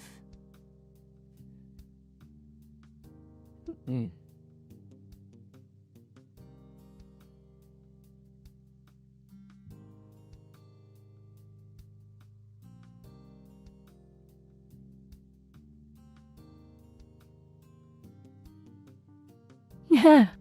Zero, you and I know you're getting off by me saying those lines.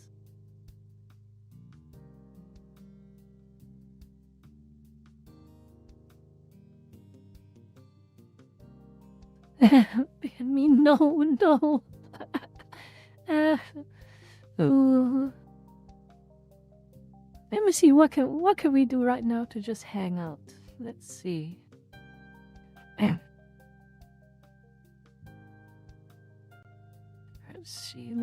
Let's see.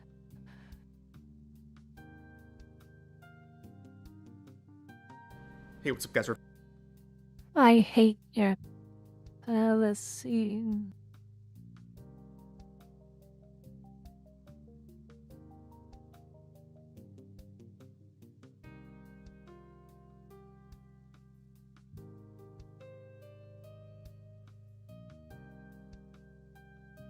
Women on Reddit are leaving their husbands because they watch Asmongold and Kirsha.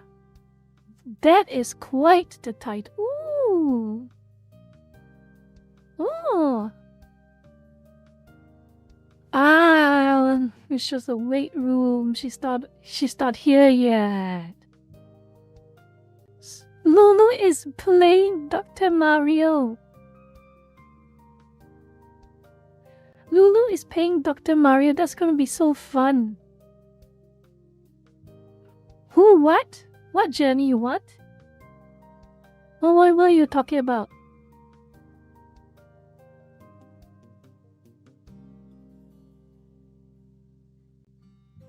Lulu has been back for a month already, actually. Lulu has been back for a month already. Man.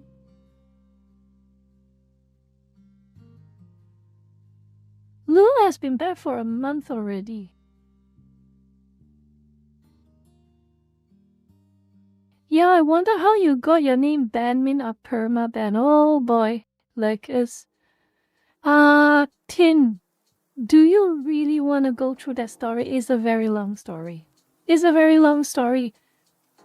I think it's a more than 20-minute story, Tin.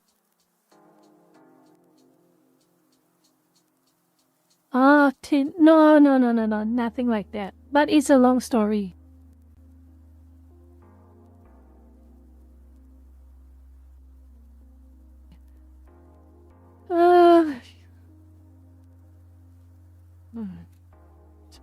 I'm so tired of talking. Oh, but well. I'm tired of talking, but might as well just talk about it, don't I? Okay. It all started back in roughly 2014, okay? 2014. 2014. Well, long story short, I ran a Facebook page. I am a Facebook page. Long story short, I am a Facebook page.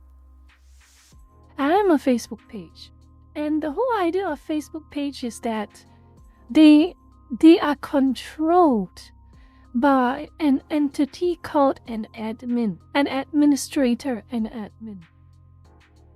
Back during the peak of Facebook page, the golden age of Facebook pages, that's around. The golden age of Facebook pages was 2015. The golden age of Facebook pages was 2015, roughly, give or take. And every single person or entity or individual, could be a beast, could be a ghost, could be anything, that runs a Facebook page, they are always referred to in the comment section of their page as admin. And I am a page that goes by the name of PermaBand, Permanent ban. Why do I call it that? I felt like it. It was basically a poking fun of, you know, the god complex of Redditors, poking fun on the god complex of there were good Facebook pages and there were horrible, horrible Facebook pages. And one of the things that is prevalent with some of the worst Facebook pages I've watched is that they have a god complex. They had a god complex, and the god complex involves anyone who disagrees with them gets banned. Anyone. And they consider their bans to be justified, and they consider themselves, their bans, to be good and just. So I call myself permanent ban partly because it's to poke fun at those Facebook pages. So you probably see my bio, banning people because I get to silence anything I disagree with. It's a poking fun at those type of Facebook page admins. So originally I opened this page. I existed to leave comments on other larger pages because I prefer it that way. I existed to comment on larger pages back then.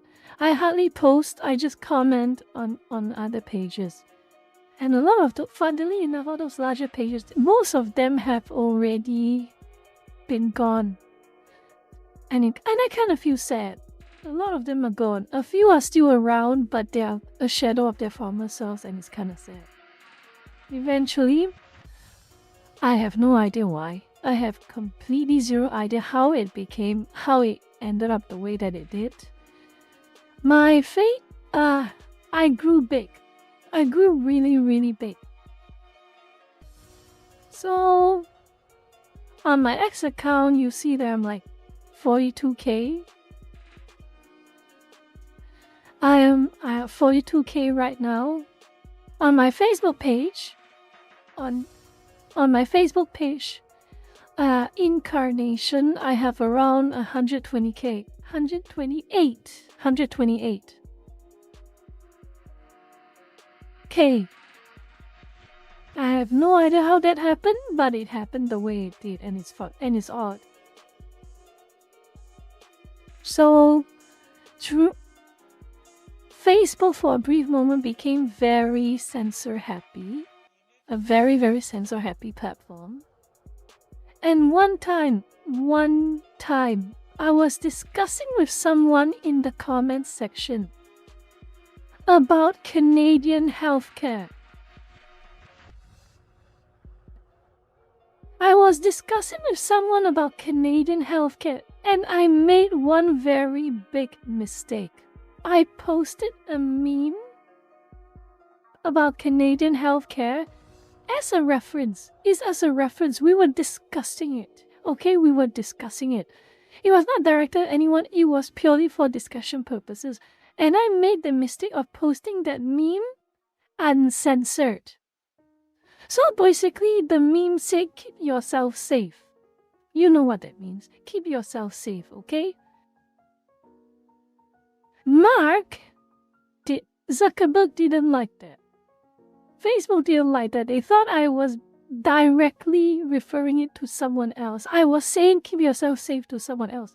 And so they post-blocked me for about a month, and they shadow banned me for an entire year. So my reach plummeted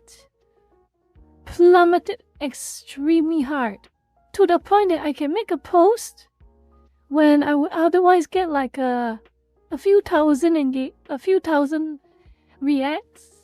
It can go as low to as 50 reacts. And a lot of people told me,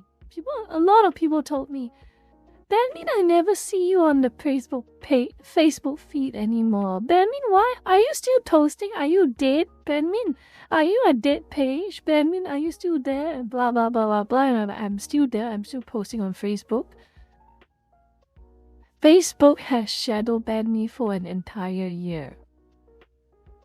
And it's around that time too. It was around that time too that Twitter was getting a little bit out of hand and they made the mistake of suspending Elon Musk over one post. And obviously that was their biggest mistake. Suspending Elon Musk was the old Twitter's biggest mistake they could have done. That triggered everything. Elon Musk started the whole buyout process of Twitter, and everything is history. But when Elon Musk took over Twitter during the infamous Let That Sink In video, I decided to myself, well, since I'm already shadow banned on Facebook, might as well give Twitter a chance again. And you know what's the funniest thing about Twitter?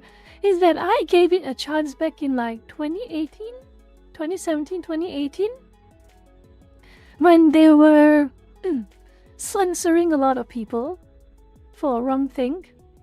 So one time I argued with a communist on Twitter.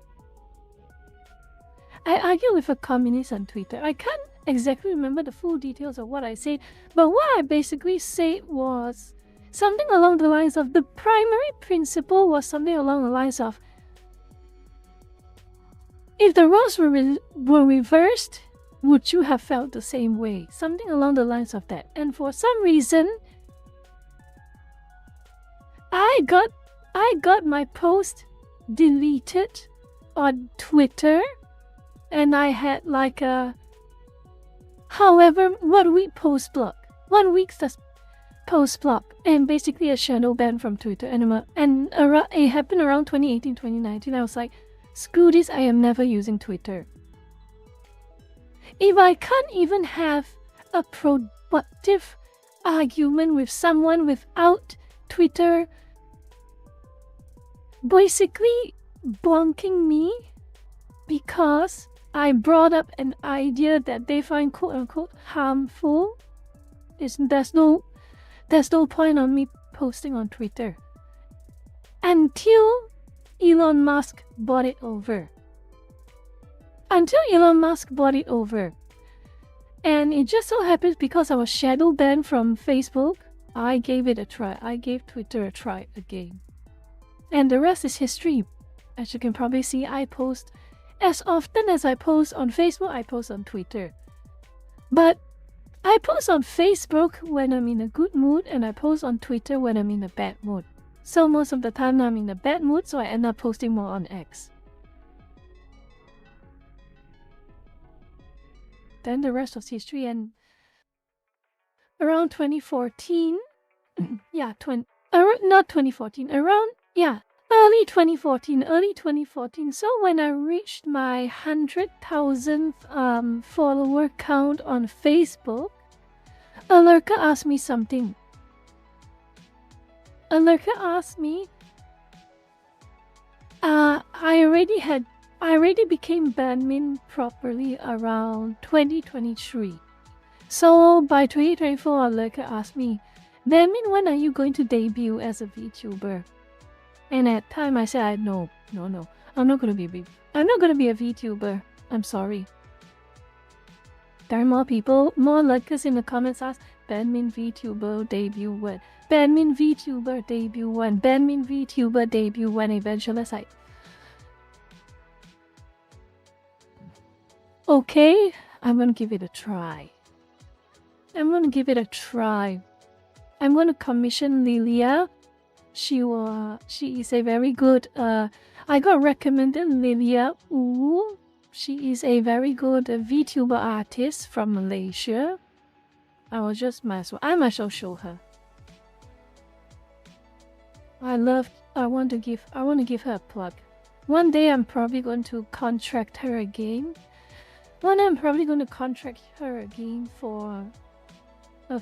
for a mod chan and maybe a lurker chan model. But she is my VTuber artist, and I really like her work. So this is her.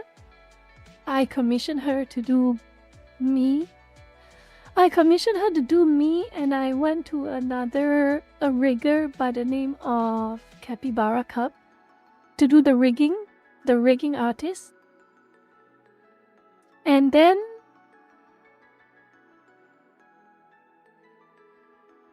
here I am. October of 2024, I debuted. October of 2024, I debuted. And here I am, till now. That's the whole story. Okay? Anyway, if you ever want a good VTuber artist, go ask Nilia. She's always busy though.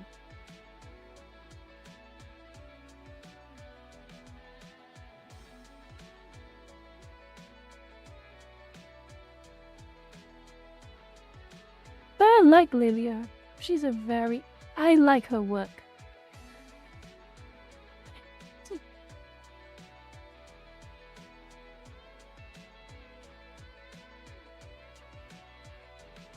So, any more questions? Oh my god. That was a very big abridged version of my life story.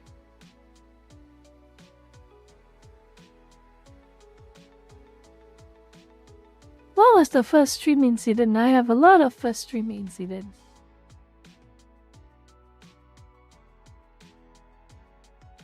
Nah. Don't bother, Kazon.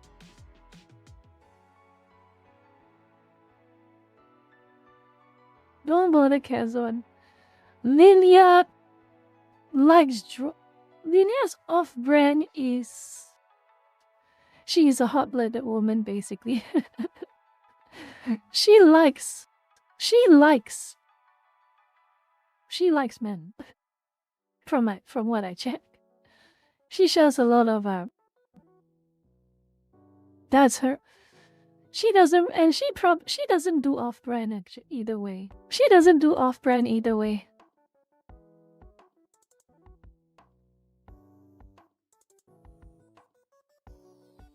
I don't think she does off-brand.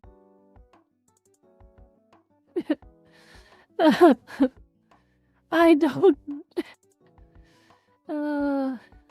don't tend to ask people what they're interested in. Wink wink nudge nudge. Lilia minds her own business.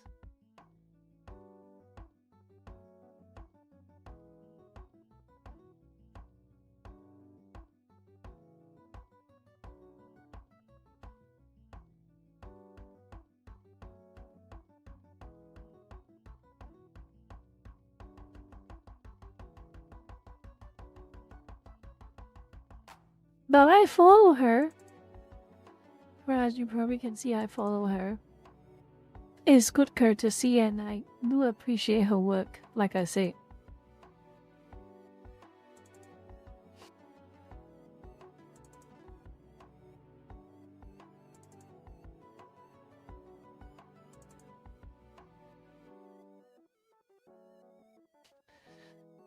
Okay. Some of you lurkers who turn up for the stream a little late. It's regrettable that you turn up the stream a little late, but I'm almost done. A few more minutes, I'm done. Actually, I should wrap up. So let me just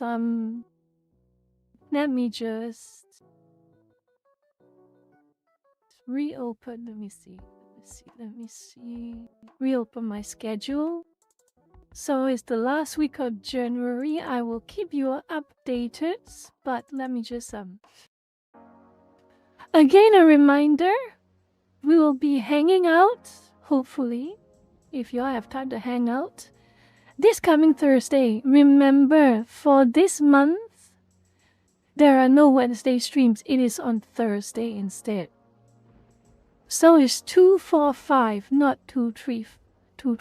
It's 245, okay? Thursday. And I'll be going to Twitch for that.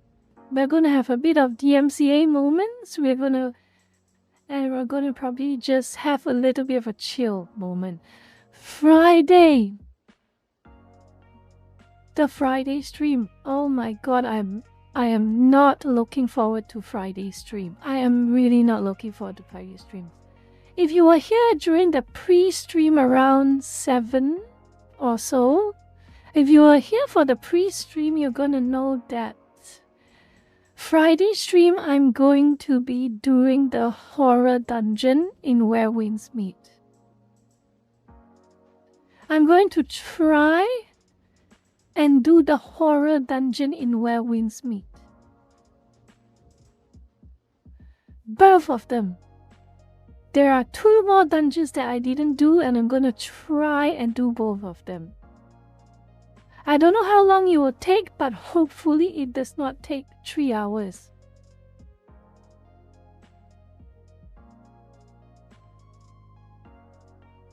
And I'm gonna suffer.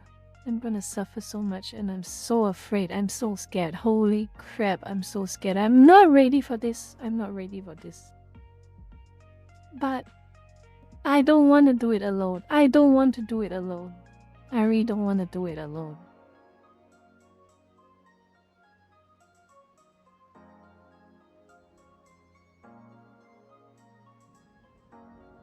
Oh well. Oh well. Anyway, that concludes tonight's stream. Altogether 4 hours and 20 minutes stream. So with that out of the way, I will conclude the stream for tonight. Let's have a look and see if there's anyone I can raid on YouTube.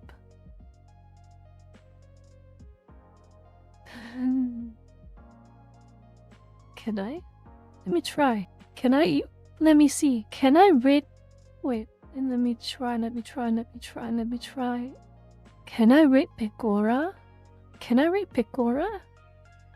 Does she allow raiding?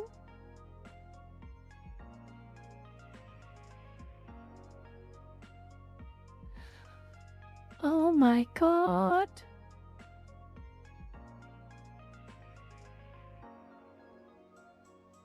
Oh my god.